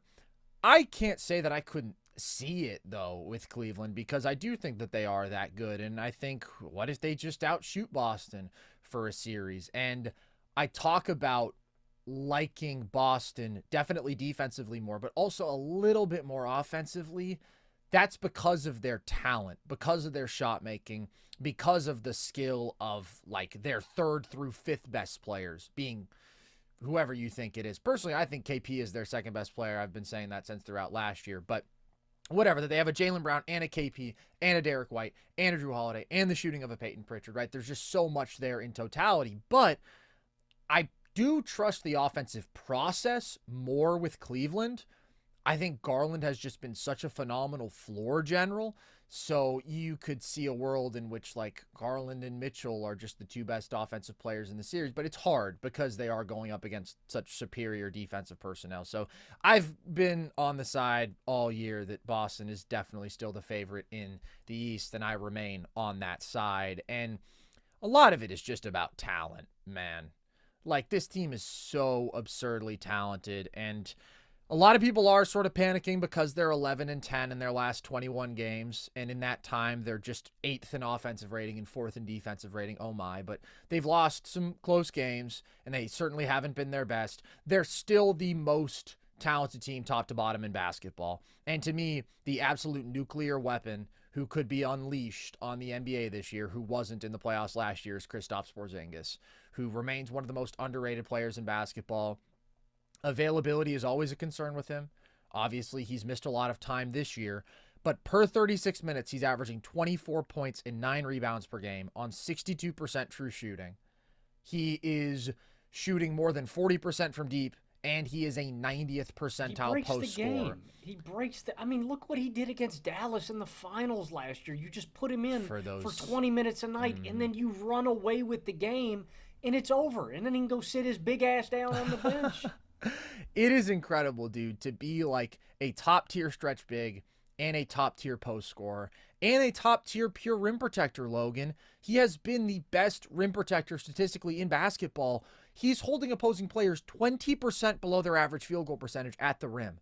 That is a number I have never seen with a sample size this large. So he is just such a destructive two-way player who also fits in so seamlessly. He never forces himself on the game. It's just, I have a mismatch, I'm going to obliterate that mismatch. I have an open three, I am going to be a sniper, which I can be out to 26, 27 feet, and nobody can affect me with a contest because I'm 7'3".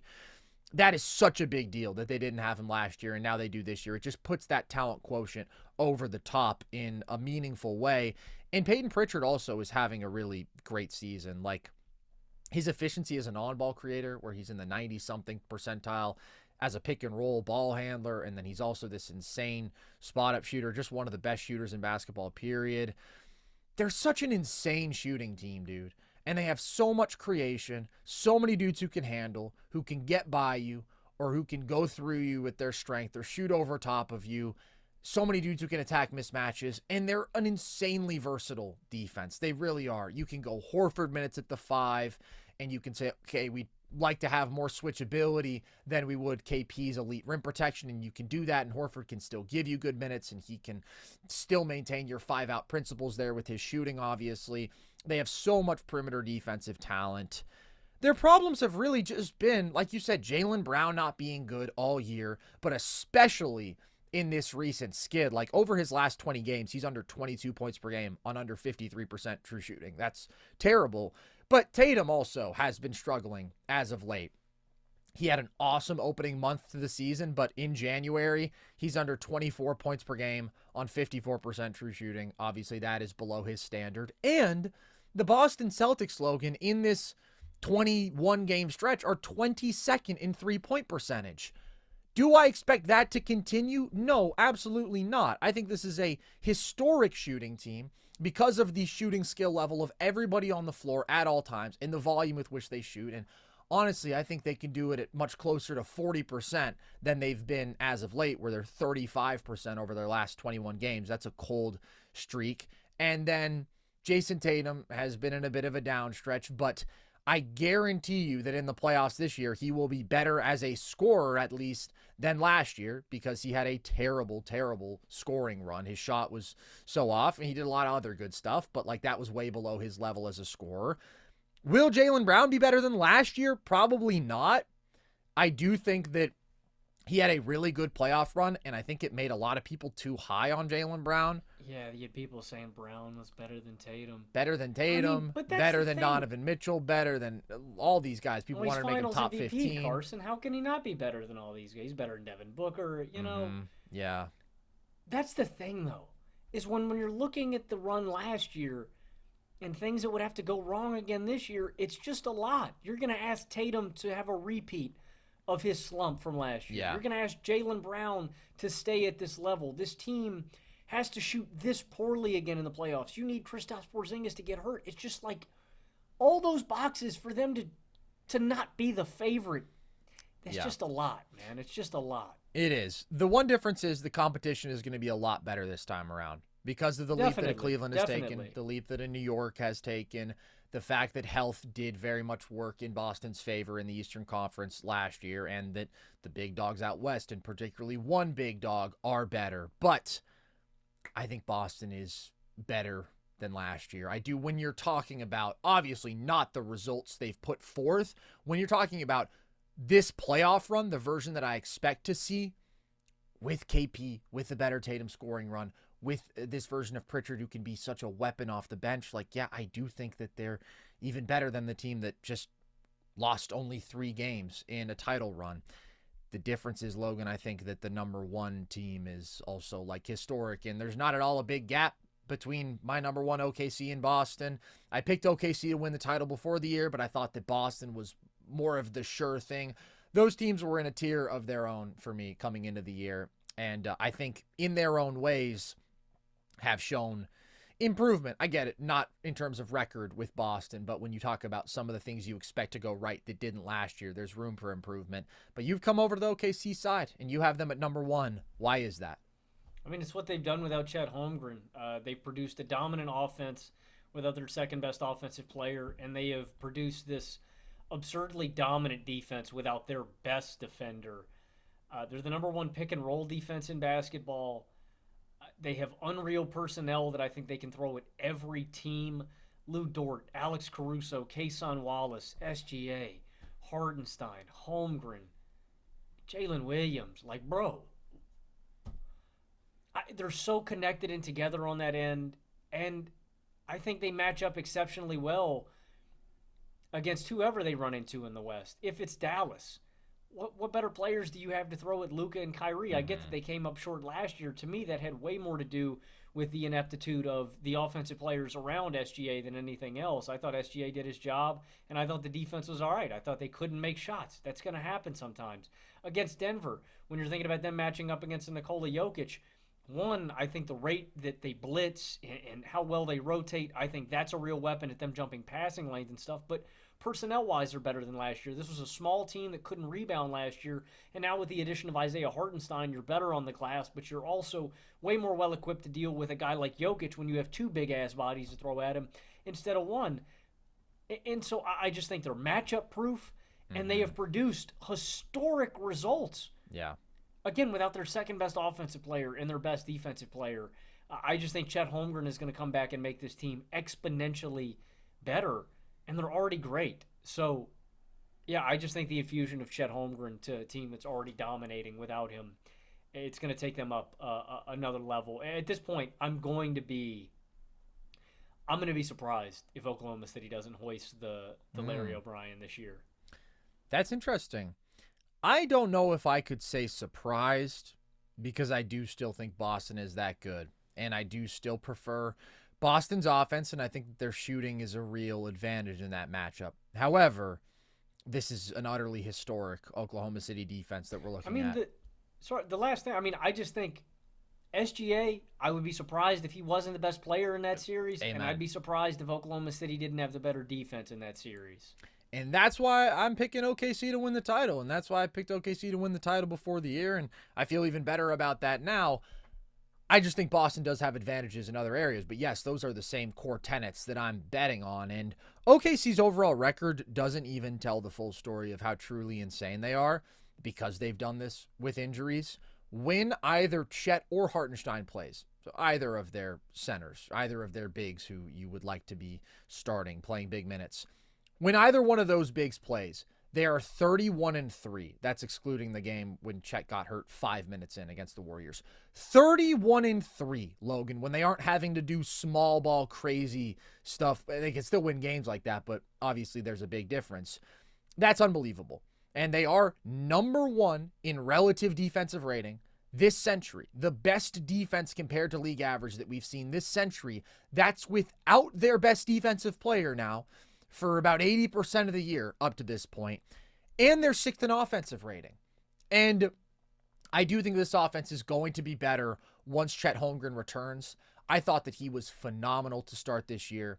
I thought he was playing like a top 20 player. I don't think the raw numbers tell the story there because of the minutes, but I thought his aggression as a ball handler, attacking the rim, getting to the line, paired with his shooting, he just looked like a new player. He looked like a significantly more confident, aggressive, star-level offensive player in year two. So that makes a real difference for them.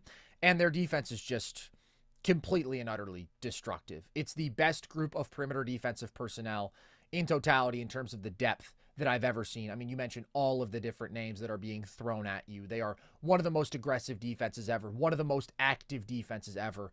So disruptive. And then they have two awesome backline defenders and a tier 1 rim protector in Chet Holmgren when he's on the floor. You look at what they've done to teams, man. I mean, it's just this game-breaking defense. I mean, they're blowing the hell out of teams. That's what I'm saying. Look at what they did to Boston in the second half when they held them to 29 points. Look at what they did to New York, where they're winning halves by 20-plus points. Look at what they did to Cleveland, who they split, but in the rematch, like they just dominated a half of basketball.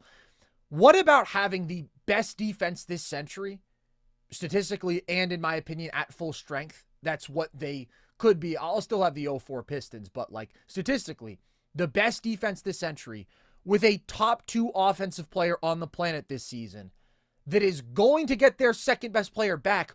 What about that doesn't translate?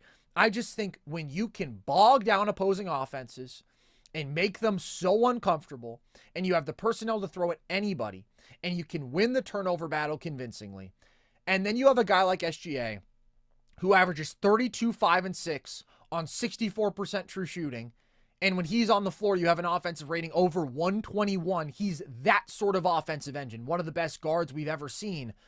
That combination, man, I'm just going to be all in on that. Like, they're not flawless. Their shooting is average.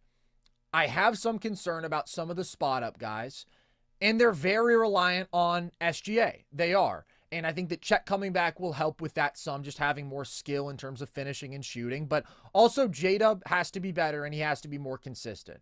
The guy that we've seen for the most part over the last couple months might not be enough to cut it if you're talking about winning the title and winning the non-Shai minutes. Their defense is still insane, but the offense has taken a real dip when J-Dub is out there without SGA. But I do believe in J-Dub. I do believe that he is a better player than the numbers over the last couple months would show. But I'm going to bet on that historic defense and Shai at the end of the day in a series against Boston. I think that they have clearly the better defense. I think that clearly they have the better player. I think they have truly a dominant force in SGA right now, who's as consistent as anybody on the planet, not named Jokic or Giannis. And they'll get Chet back. And by the way, they have the assets to make him the overwhelming favorite. They can go out there and get Cam Johnson and not even lose one rotation player. You give him Aaron Wiggins and Ousmane Dieng and Kenny Williams and a couple of firsts, and then you bring in a 6'8", 40% three-point shooter who's a very solid defender. And now your concerns about the spot-up shooting wiped away because they've added an elite shooter. Like, they can do that at the drop of a hat. They just are so great right now, and they have such an insane ability to get better that I think this is a team that is certainly going to win multiple titles, as we've said before. And I think this is where it starts. There's incredible competition, but to me, OKC is the team that I believe in most when they're fully healthy. Yeah, well said, bro. I'm excited, man. I'm really excited for whatever these playoffs hold, but we've still got a long ways to go. We've got trades to see. We've got the All-Star break and whatnot, but those Oklahoma City Thunder, man, they really fired kick into me gear, up. man. It's time to lock in. Football season's done in 2 weeks. Oh, yeah. It's time to lock in on the NBA, man. You already I'm know pumped. it, man. I'm pumped. Yeah, because I'm nobody also- really cares about I football think- anymore anyways. I don't know about you, yeah, man, with all these Chiefs and these Eagles and these predictable-ass games, Yeah, right? and it's all rigged. It's all rigged Yeah. because Goodell is in love with Mahomes, and he wants to see Mahomes in the Super Bowl, and we all hate it, and it's going to be worse for ratings. You know but what, Goodell dude? doesn't care I about always- ratings. He doesn't care about money. He cares about Mahomes because he's in love with him. Everybody I always knows hated the that. sport. I never liked the NFL. Why do we even No. watch this nonsense? I agree. I do want to add, I think this is going to be an explosive trade deadline, man. I think we're going to see some. I know we do that every year, but I'd be surprised Feels if like Levine didn't get moved. I'd be surprised if Fox didn't get moved. Like, I think we're going to see some big time deals. Cam Johnson, I'd be Jimmy? surprised. Do you think Jimmy gets moved? Jimmy's hard to move, but he certainly Bro, would like to if be. Pat Riley is. This is one he's not going to win. I know we haven't touched a whole lot on that situation because it's really weird. Pat, you're not going to beat Jimmy at this game. No. If you go low, Jimmy can go lower. Like every Right to spot the he has balls. been, Chicago, Philly, Minnesota, you're not winning this one, No. Pat. Cut your losses. And, bro, I mean, look at what has happened without him. Hero has gotten better. You have Khalil Ware. Like, there are some positive things You have going Khalil on in Ware. Miami. What else matters? Like, let Jimmy go, get some assets back, just move on. If Pat Riley's smart, they will move him at the deadline. I tend to agree. I honestly think more of the struggle is finding suitors, which there tend to be Yeah. for stars in the NBA, but with his age, with his availability, with his attitude, with some of the play style clunkiness contract. potentially, contract, there are a fair number of factors that make Jimmy Butler not the most appetizing trade target. But he's dead weight to Miami. He is, And that's he why I is. say move him. Yeah, I agree. There's no future for him in Miami. There's no salvaging this. It's over. I mean, unless they were to give him a contract, and obviously they're not going to give him a contract. So I agree. Just move on. Call it quits. All of that is coming up soon, though. All the trade deadline stuff. Looking forward to that. For now, if you want more of our content, you can find it all on our YouTube channel. All of our full shows about the NBA and the NFL. Of course, we do still have the Super Bowl coming up, so we're not done yet. But we are going to be more and more focused on the NBA. I've started to watch some draft prospects, which is always very fun. So you can expect some content on that at some point. And you can find all of our video breakdowns and video essays that we do on our YouTube channel. You can also listen to the show across all audio platforms. And you can follow us across social, TikTok and Instagram at NerdSesh, Twitter at Nerd_Sesh to see clips from the show, graphics from the show, all of our short form trivia content. That's across our social handles. You can also join our Discord if you want to be part of our community. The link to that is at the link tree across our social media bios. And you can check out our merch. That is also linked at our link tree and at breakingtea.com. So with that, as always, appreciate you guys. I've been Carson Brabber. I have been Logan Camden. And this was NerdSesh.